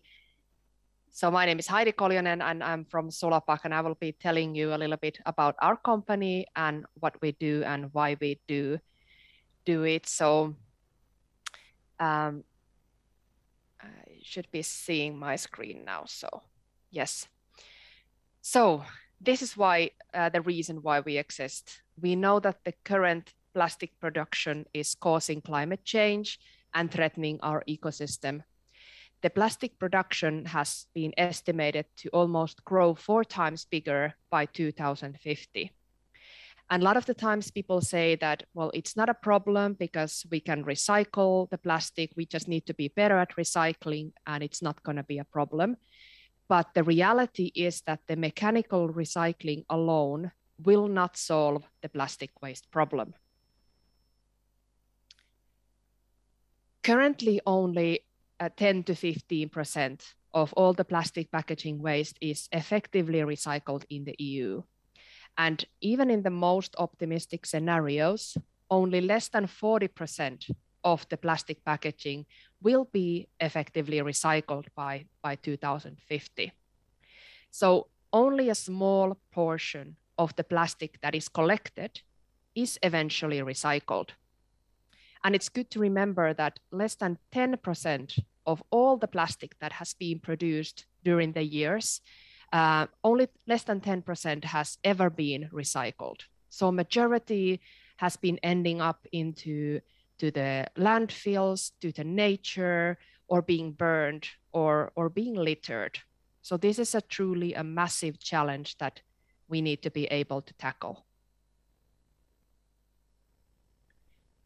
Then if we zoom to the microscopic level of the problem of the plastic waste, the microplastic is actually even a bigger problem, and the problem gets even worse. So these big plastic waste, you can collect them from the nature, but once they have turned into microplastics, it's practically impossible to take them out from the nature, and they just keep accumulating. It has been estimated that it takes only 1 week for every one of us to eat the amount of a credit card of microplastics. So 1 credit card in 1 week, that is a massive amount. And there are already various studies that have linked microplastics to, for example, human autoimmune diseases and cancer. And of course, we can't forget the effect on the early part of the food chain, the damaging effect of the microplastic to the biodiversity, and that is evident. So that is something that we need to be able to tackle.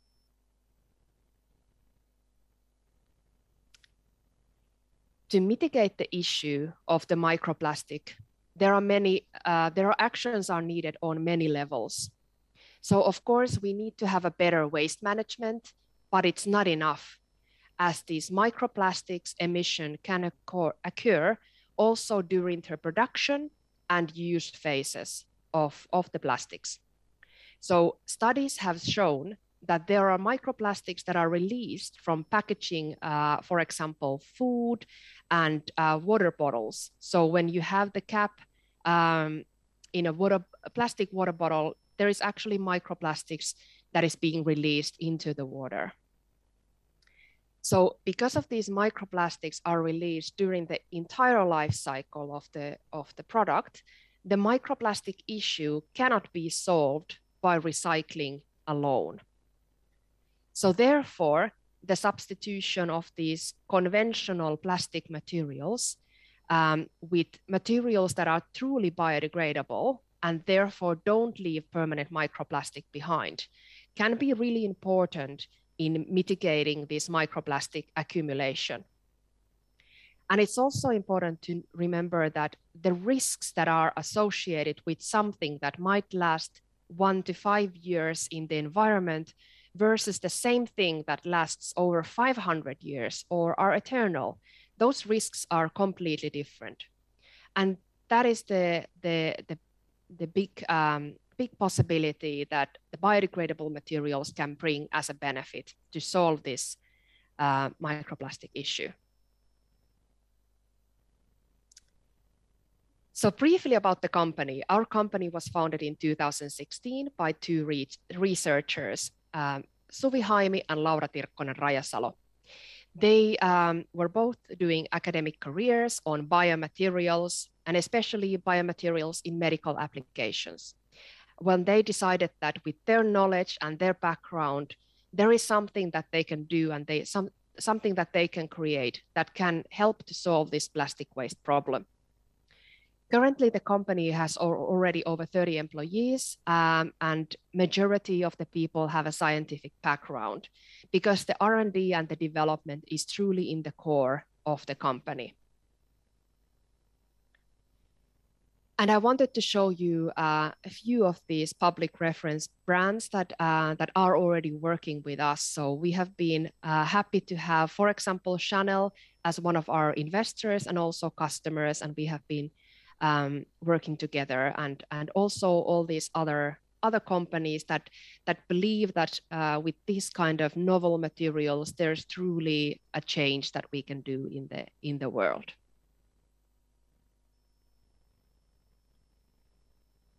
So the way we are accelerating the plastic waste-free future is with these materials that are sustainable, beautiful, and functional, like nature. The sustainability is key in everything we do. So starting from the raw materials to the end of life.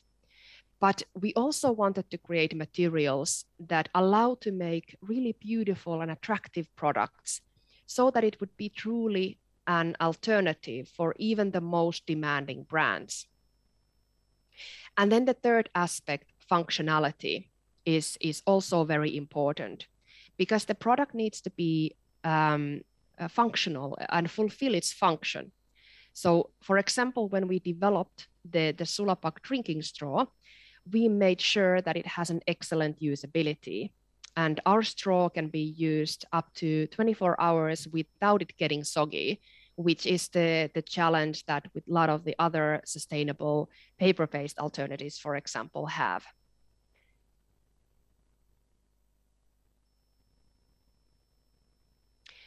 And our materials mimic the nature. So if our material would accidentally end up in the nature, it will biodegrade into CO2, water, and biomass without leaving this permanent microplastic behind. So this is really the key and very important for all our materials, that they don't leave permanent microplastic behind. And therefore we are able to be a part of solving this plastic waste challenge.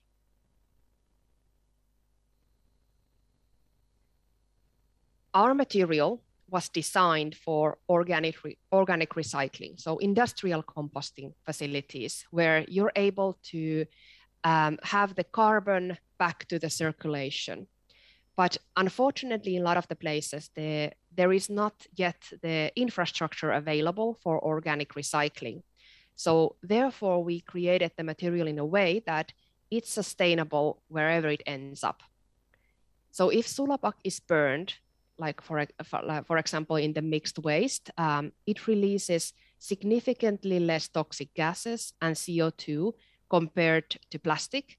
And importantly, if Sulapak ends up in the nature, it biodegrades fully without leaving no permanent microplastic behind. So of course, we never encourage littering, and nothing should ever be thrown into the nature. But in case it does end up there accidentally, we know that it doesn't leave any permanent microplastic behind. And then also the recycling. Our materials are fully recyclable. We have already validated the mechanical recycling, so it can be regrinded and reinjected up to 6 times without any significant loss in the mechanical properties. And then the chemical recycling is something that we believe that will become more important recycling route also in the future. And that is something that we have also been testing and validating for our material.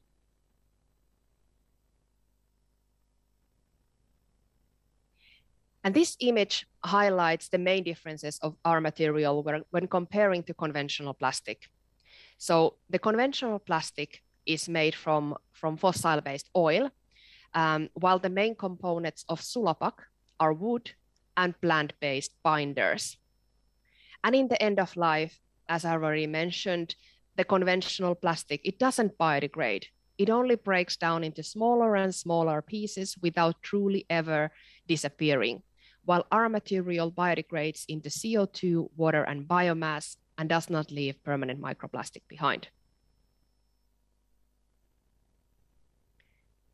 And if we now dive a bit deeper to the sustainability perspective of our material, so in all of our recipes and all of our materials, we maximize the use of side streams and the renewable carbon. And although the wood that we use is coming from side stream from the industry, still we make sure that it comes from sustainably managed forests. So the origin is either PFC or FSC managed forests. And as our material can be used with the standard plastic manufacturing machinery, we can do local production, and importantly, everything what we do is according to high quality standards. So we have the ISO 14001 and 9001 quality systems in place. Here you can see the Sulapac straw manufacturing, and we focus on developing and supplying raw materials to manufacturers, making them the final product. So the raw material development is our core knowledge. And then we work with manufacturers who convert the material into final products. An important part of our innovation is related to the production. The plastic manufacturers don't have to make any big investments, as they can use their existing factories and the machinery that they already have. And because of this, we are also able to scale up efficiently. And this really makes our material truly novel option in the market.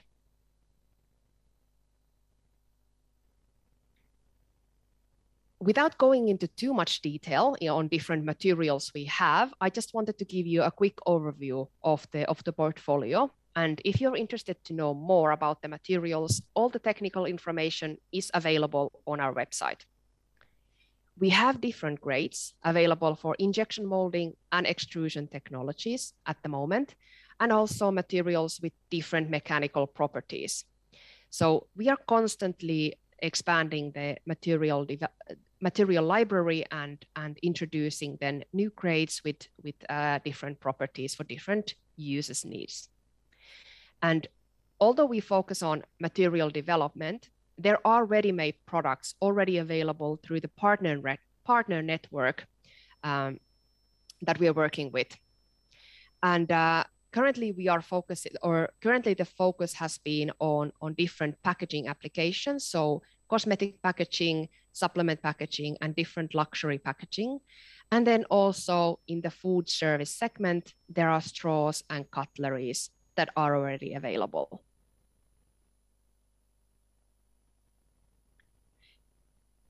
The circularity is deeply rooted into our operations from the development, the research and development, to all the way to the end of life. And you can find this example from the Circular Economy Playbook, which was done by the Finnish Innovation Fund called Sitra.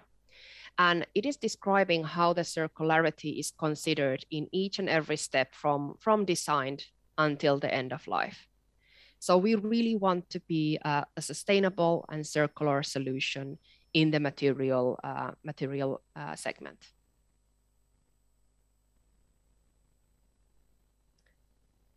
With our bio-based and fully biodegradable material, we can already today fight against this microplastic pollution and climate change, which then allows us to protect biodiversity. We also actively need to participate to develop the recycling infrastructure so that it will allow efficient recycling of Sulapak material and also other materials.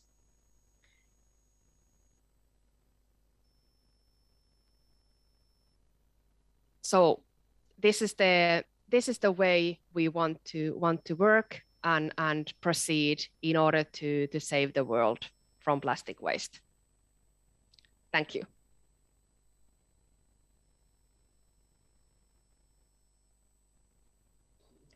Çok teşekkür ediyoruz. Thank you for your participation. I would like to add a quick question, if you are okay with it. With your work, and you shared your work with us, and it will give us inspiration. Thank you for that.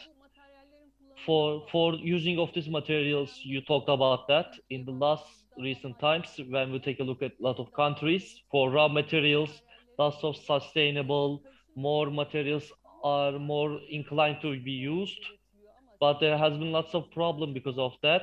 If you have any knowledge about how raw materials currently being using with the more biodegradable or biodiversity ways. If I understood correctly, the question, yes, the biodegradable materials have become more important. And of course, there are other alternatives also available in the market.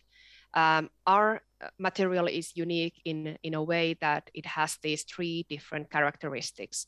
It's sustainable, beautiful, and functional. So our material can be easily distinguished, for example, from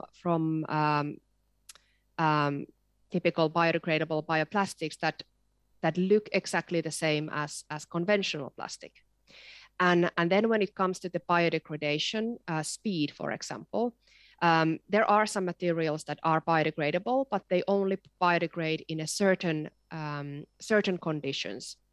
So they require a very specific condition in order to start the biodegradation process. While as our material, you could easily compare it with the very natural materials like tree leaves or a piece of wood. So it biodegrades in the similar speed. And we have done also testing in different conditions so that we can say that it does biodegrade even in these natural conditions, like for example, in the seawater. But we truly believe that the biodegradable materials will be very important in tackling this microplastic problem, because as I explained, the microplastics are released during the whole life cycle of the usage of plastic products.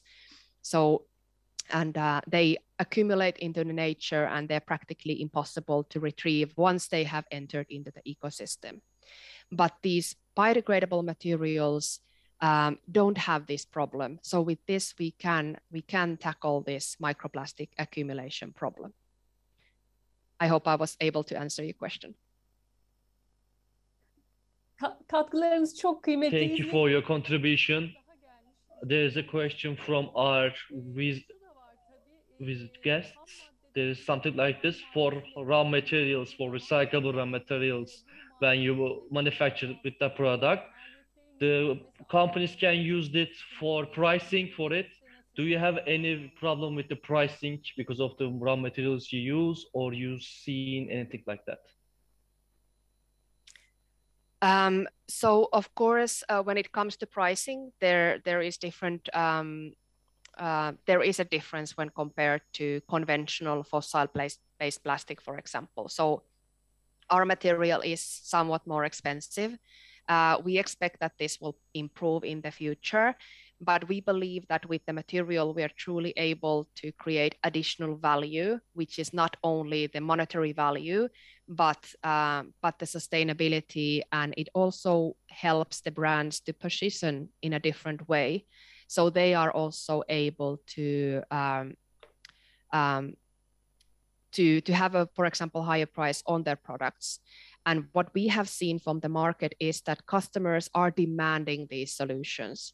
So it's not a question of which solution has the lowest price, but it's also what the customers are willing to pay and what they want from the suppliers. Çok teşekkür ediyoruz. Thank you. The question was mostly for economic, but your works is really important. It is really expensive research and works, but with the coming futures, your prices and your work handling and your economic powers will be decreased. And thank you for joining and giving your awesome work. Thank you for our. It is really important with your contribution. If you want to create a positive change, we have to do it together. We have to work together. We are currently ending our current work, and I can say it like this, as our talkers and speakers told today, we see we don't have much time.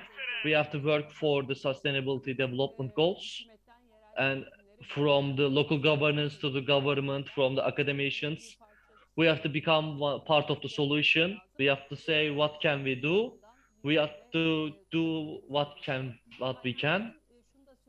For, as I said, for sources, but talk about circular economy, we have to use the sources with more efficient ways, and we have to use them less, and we have to, of course, use the waste we have taken from them, and we have to give it back to the economy, because when the sources are depleted, we have to be the reason for the change. For circular economy, we can only move forward if we take the action together, and we are currently ending our live. I have to talk about tomorrow. Our program shall continue on tomorrow. As for all week, we will work for the climate goals, and we will talk about the process of Turkey going for the circular economy. And all of our contribution and efforts are really important. I'd like to thank all the participants for joining us. You watched us and followed up on us with a great knowledge. I'd like to thank all our technical team too. We shall be here for tomorrow for the second day. Thank you, and see you later. Good day.